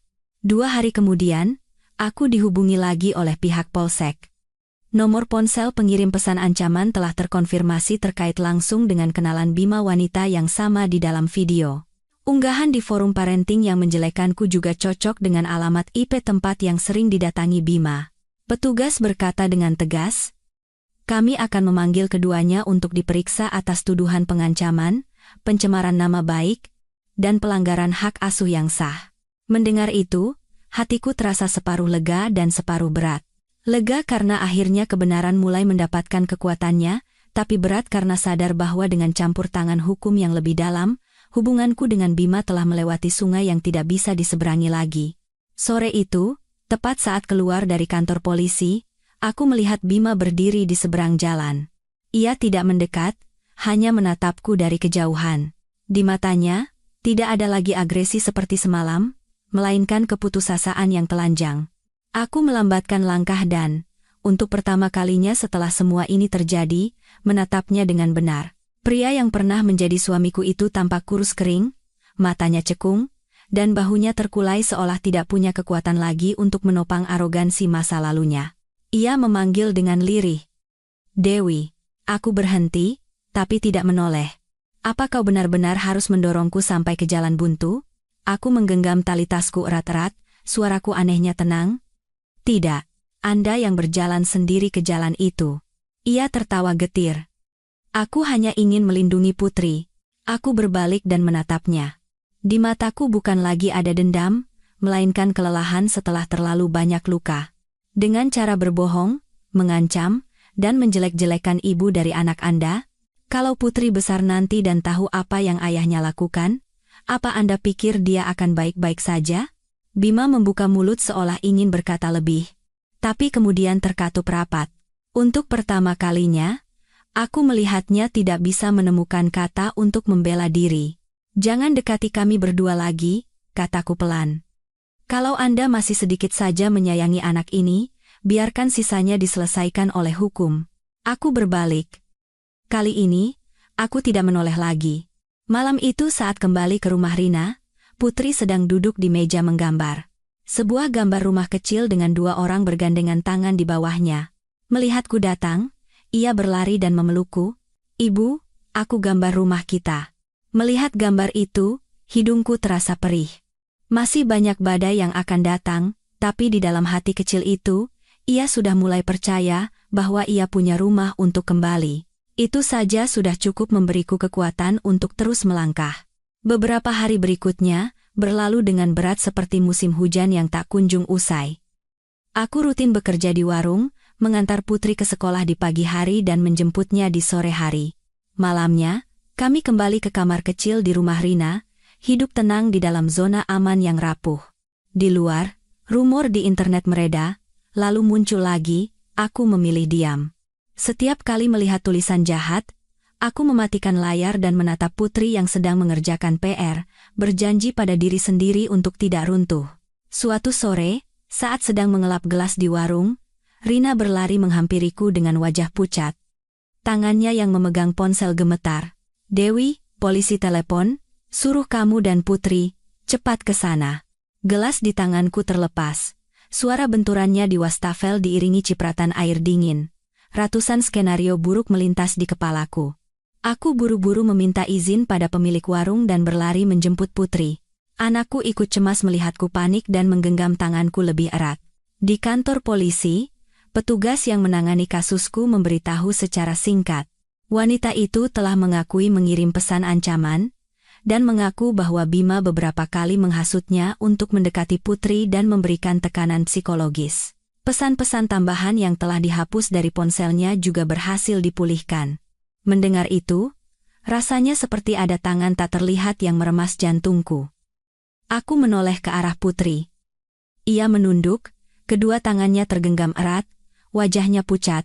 Aku menggenggam tangannya, mencoba menyalurkan kehangatan, padahal hatiku sendiri terasa lebih dingin dari kapanpun.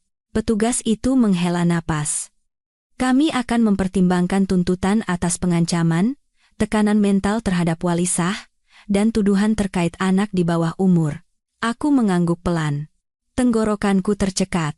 Pada titik ini, semuanya bukan lagi sengketa pernikahan. Ini telah masuk ke ranah hukum pidana. Dalam perjalanan pulang, Putri diam 1000 bahasa. Baru saat hampir sampai di rumah, ia bertanya dengan suara sangat kecil, "Ibu, apa ayah akan ditangkap?" Aku berhenti.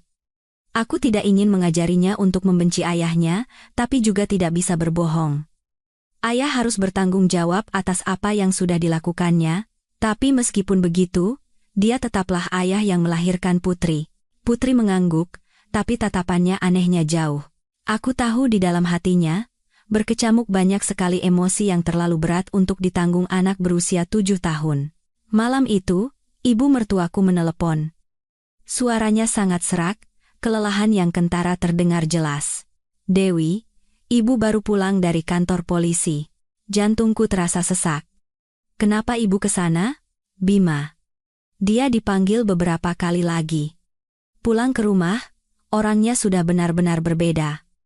Ibu sudah tidak mau membela dia lagi, tapi bagaimanapun dia anak ibu. Aku terdiam.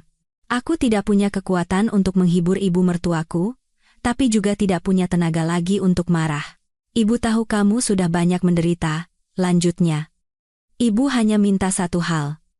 Nanti bagaimanapun jadinya, jangan putuskan hubungan ayah dan anak." Aku menggigit bibirku erat. Setelah beberapa lama, baru aku menjawab, "Saya tidak pernah berniat memutuskannya. Tapi saya juga tidak bisa membiarkan Putri berada dalam situasi berbahaya lagi." Ibu mertuaku hanya menghela napas tanpa berkata apa-apa lagi. Dalam helaan napas itu, aku bisa mendengar dengan jelas ketidakberdayaan seorang ibu yang menyaksikan anaknya terjerumus terlalu dalam. Malam itu, Putri demam lagi. Ia mengigau, berulang kali memanggil ayahnya dalam mimpi. Aku menjaganya semalaman, mengganti kompres, mengukur suhu tubuhnya, dengan tangan yang gemetar tak terkendali. Aku tidak tahu apa yang ia mimpikan, tapi di dalam mimpi itu, bayangan ayahnya ternyata jauh lebih berat menekan jiwanya daripada yang kukira. Keesokan paginya, saat demam Putri akhirnya turun, aku mendapat kabar dari Pak Iwan, Pihak penyidik sedang memperluas penyelidikan atas transfer dana mencurigakan antara Bima dan wanita itu, dan pengadilan akan segera membuka kembali sidang untuk mengambil keputusan akhir mengenai hak asuh. Aku menutup telepon dengan perasaan separuh cemas dan separuh lega. Cemas karena badai di depan belum berakhir, dan lega karena akhirnya semuanya menuju sebuah akhir. Baik atau buruk, aku butuh sebuah titik untuk bisa memulai kembali. Hari-hari penantian terasa sangat panjang. Aku membagi waktu antara bekerja dan merawat putri yang sakit, dengan pikiran yang selalu tegang seperti senar biola. Beberapa malam, aku bersandar di dinding dan menangis tanpa suara dalam kegelapan. Takut anakku melihat, takut ia kembali ketakutan. Suatu sore, saat sedang membereskan meja di warung, pemiliknya memanggilku. "Dewi, ada yang cari." Saat keluar, aku melihat ibu mertuaku berdiri di depan warung. Jantungku serasa jatuh. Ia tampak jauh lebih kurus dari sebelumnya, dan rambutnya seakan memutih lebih banyak hanya dalam beberapa minggu. "Dewi, boleh ibu bertemu putri sebentar?" Aku ragu, tapi melihat matanya yang lelah dan tulus, aku tahu ia tidak datang dengan niat buruk. Aku mengangguk. Nenek dan cucu itu bertemu di sebuah meja kecil di sudut warung. Putri awalnya ragu, tapi saat neneknya membungkuk dan memeluknya, ia membalas dengan diam. Aku memandangi mereka dari jauh dengan perasaan campur aduk. Ibu mertuaku menggenggam tangan putri dan berkata dengan suara bergetar, "Cucu nenek, jangan takut. Ya, ini salah orang dewasa. Kamu tidak salah apa-apa." Putri menatap neneknya. Tatapannya polos. "Nenek, apa ayah marah sama aku?" Ibu mertuaku memalingkan wajah dan menyeka air mata dengan lengan bajunya. Setelah beberapa saat, baru ia menggeleng pelan. "Ayahmu." Hatinya sedang sangat kalut sekarang. Aku tahu itu adalah ungkapan paling lembut untuk menutupi kebenaran yang berat. Beberapa hari kemudian, surat panggilan sidang untuk keputusan akhir datang dari pengadilan. Tanggal dan waktu tertera jelas. Tanganku yang memegang kertas itu gemetar, tapi juga lega. Pertarungan ini sudah berlangsung terlalu lama. Aku hampir lupa rasanya hari yang tenang. Malam itu, aku duduk di samping putri, membantunya mengerjakan PR. Tiba-tiba ia bertanya, "Ibu, nanti kita pulang lagi ke rumah yang dulu?" Aku menatapnya dengan hati yang perih.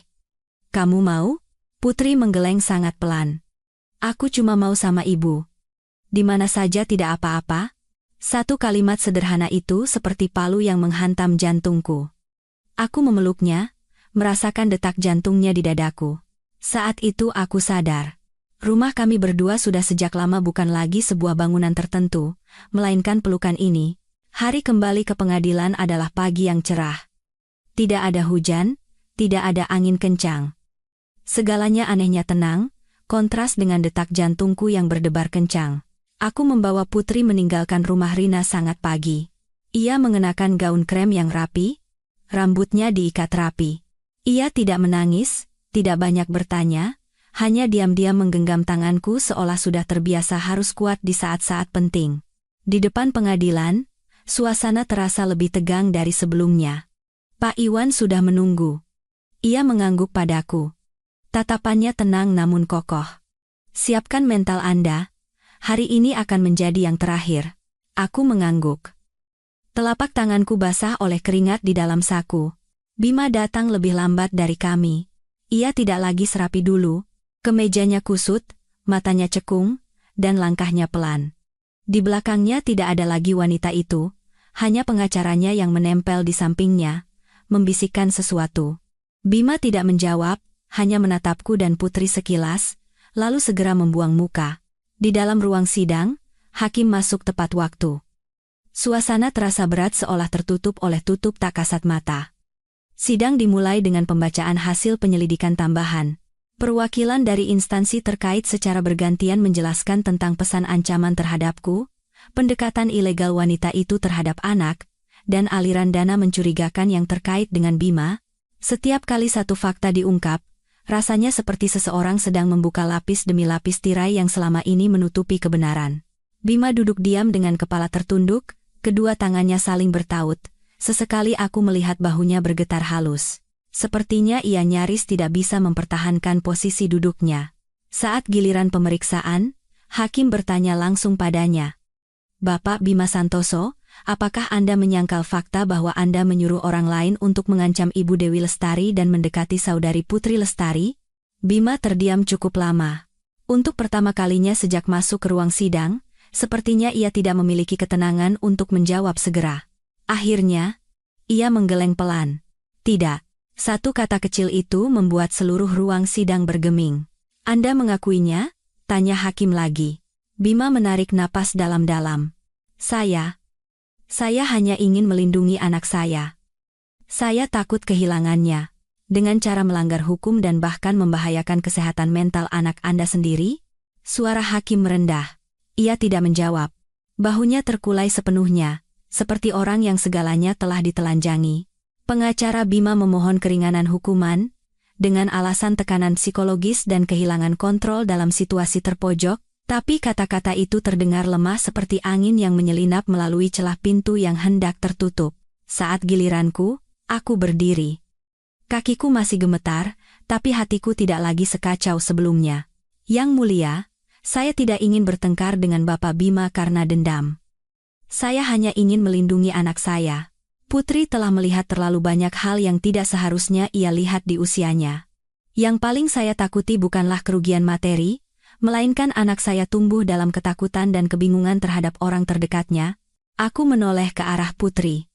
Ia duduk diam dengan kedua tangan di atas lutut, matanya menatap lurus ke depan dengan mata terbuka lebar. Saya tidak menuntut agar hak Bapak Bima sebagai seorang ayah dicabut sepenuhnya, lanjutku. Saya hanya berharap semua pertemuan di masa depan dilakukan dalam situasi yang memprioritaskan keamanan sejati anak, bukan keegoisan orang dewasa. Saat itu, aku merasakan Bima mengangkat kepala dan menatapku. Di matanya bukan lagi ada amarah atau tantangan, melainkan kelelahan yang sangat dalam. Seolah ia sendiri sudah tidak punya kekuatan lagi untuk bertahan. Sidang berlangsung lebih dari 3 jam. Saat hakim mengumumkan musyawarah, aku hampir kehilangan rasa di kakiku. Aku membawa Putri ke koridor dan duduk di kursi kayu yang dingin dan keras. Anakku menyandarkan kepalanya di bahuku. Ibu capek? Aku tersenyum tipis. Ibu tidak apa-apa. Tapi sejujurnya, aku sangat lelah hingga hanya ingin memejamkan mata dan tidur sangat panjang. Agar bisa melupakan semua kecemasan beberapa bulan terakhir. Hampir 1 jam kemudian, kami dipanggil kembali ke ruang sidang. Hakim memegang berkas tebal di tangannya dan berkata dengan suara perlahan dan jelas. Setelah meninjau secara komprehensif semua bukti, keterangan para pihak, dan hasil penyelidikan tambahan, majelis hakim memutuskan sebagai berikut. Aku menahan napas. Putri menggenggam tanganku erat. Hak pengasuhan dan perwalian atas anak bernama Putri Lestari diberikan kepada ibunya, Ibu Dewi Lestari. Saat itu, aku tidak bisa mendengar kata-kata selanjutnya dengan jelas. Telingaku berdengung, dan jantungku berdebar kencang seolah mau melompat keluar dari dada. Aku membungkuk dan memeluk Putri erat-erat. Ia juga memelukku erat. Seluruh tubuhku gemetar. Entah karena bahagia atau karena ketegangan yang tertahan begitu lama akhirnya lepas. Bapak Bima Santoso memiliki hak bertemu sesuai hukum. Namun semua pertemuan pada tahap awal harus dilakukan di bawah pengawasan dan dengan persetujuan wali sah. Putusan itu berakhir dengan kalimat-kalimat dingin, tapi bagiku, itu adalah momen di mana sebuah pintu yang telah lama tertutup rapat akhirnya terbuka. Saat semua orang meninggalkan ruang sidang, aku masih berdiri di tempatku. Takut jika satu langkah saja aku ambil, semua ini akan menjadi mimpi lagi. Bima berdiri beberapa langkah dariku. Ia menatap Putri, lalu menatapku. Setelah waktu yang terasa sangat lama, ia berkata dengan suara serak, "Tolong jaga Putri baik-baik." Aku mengangguk. Tidak ada lagi kebencian, tidak ada lagi persaingan. Di antara kami sekarang hanya ada realitas telanjang dari sebuah pernikahan yang telah hancur total. Putri menatapnya. Tatapannya tenang, tidak seperti anak kecil.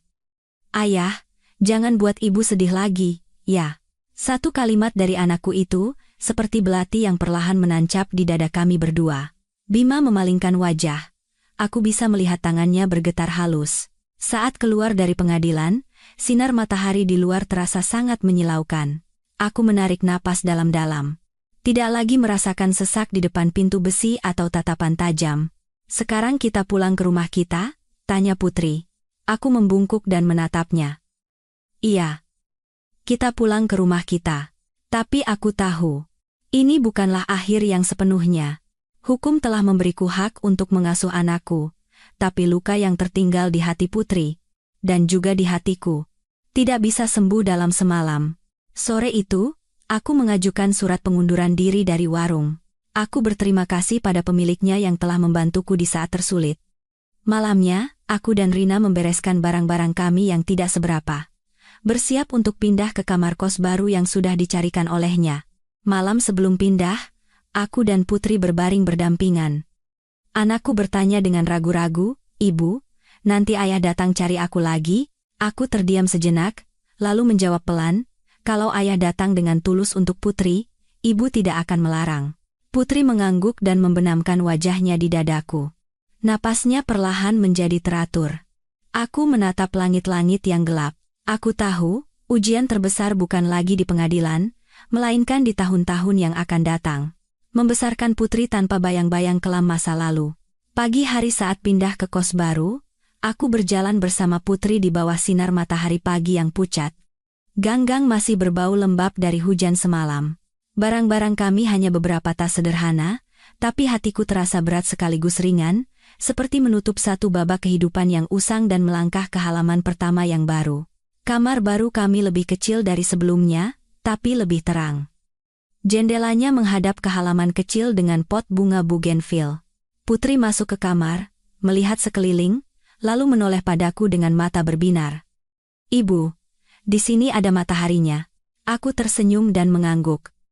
Iya, sekarang setiap pagi, meja belajar Putri akan kena sinar matahari. Anakku meletakkan tas sekolahnya, berlari ke jendela dan melihat keluar, lalu berlari lagi dan memelukku erat. Aku tahu. Di dalam hati kecilnya, sinar matahari bukan sekadar cahaya, melainkan rasa aman yang baru saja ia dapatkan kembali setelah melewati waktu yang panjang dan gelap. Selama beberapa hari berikutnya, kehidupan kami perlahan menemukan ritmenya. Aku mendapatkan pekerjaan lagi di restoran lain di dekat kos. Gajinya tidak besar dan pekerjaannya melelahkan, tapi setiap malam saat pulang kerja dan melihat Putri menungguku di depan pintu dengan buku di tangannya, lalu matanya berbinar saat melihatku muncul, semua lelahku seakan hilang. Putri kembali ke kehidupan sekolahnya yang normal. Ia menjadi sedikit lebih pendiam dari sebelumnya, tapi kejadian terbangun tengah malam karena mimpi buruk semakin berkurang.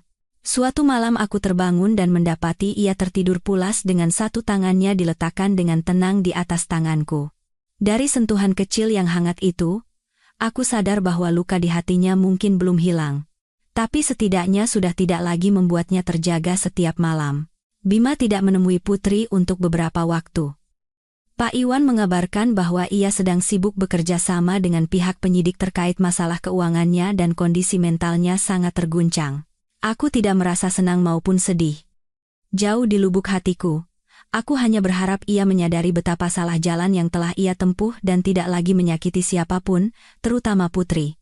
Suatu sore di akhir musim kemarau, saat aku menjemput Putri di sekolah, tiba-tiba ia menarik tanganku. "Ibu, ada ayah?" Aku berhenti dan menoleh ke arah yang ditunjuknya. Di seberang jalan, Bima berdiri diam di bawah pohon. Tubuhnya kurus, jaketnya berwarna gelap, ia tidak mendekat, tidak melambaikan tangan, hanya menatap ke arah kami. Tatapannya tidak lagi tajam seperti dulu, melainkan tenang dan sedih. Putri menggenggam tanganku lebih erat. "Ibu, apa aku harus menyapa ayah?" Aku membungkuk dan menatapnya. Di matanya bukan lagi ada ketakutan atau dendam, melainkan keraguan yang sangat kekanak-kanakan. Aku menjawab pelan, "Kalau Putri mau." Putri menarik napas dalam-dalam, lalu dengan malu-malu mengangkat tangannya dan melambai pelan. Bima yang berada di kejauhan berhenti sejenak, lalu perlahan mengangkat tangannya membalas. Tidak ada yang melangkah lebih dekat, di antara mereka ada jalan, ada masa lalu, dan ada semua hal yang tidak bisa kembali lagi seperti dulu. Setelah hari itu, Bima tidak lagi muncul diam-diam.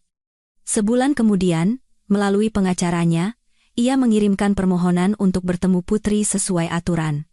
Aku berpikir lama, malam itu, Aku bertanya pada anakku. Putri mau bertemu. Ayah? Putri terdiam sejenak, lalu mengangguk pelan. Mau? Tapi aku takut ibu sedih. Aku memeluknya. Ibu tidak akan sedih kalau Putri bisa bertemu ayah dengan aman. Pertemuan pertama dilakukan di ruang konseling sebuah pusat layanan, sesuai dengan batasan dari instansi terkait. Aku menunggu di luar, sementara Putri masuk bersama Bima di bawah pengawasan seorang ahli. Dari balik jendela kaca, aku melihatnya menundukkan kepala lama di depan anaknya. Saat Putri keluar, ia tidak menangis, tidak tertawa, hanya diam-diam menggenggam tanganku. Ibu, ayah bilang minta maaf sama aku. Aku mengangguk pelan. Tidak bertanya lebih jauh. Apa yang ia katakan tidaklah penting.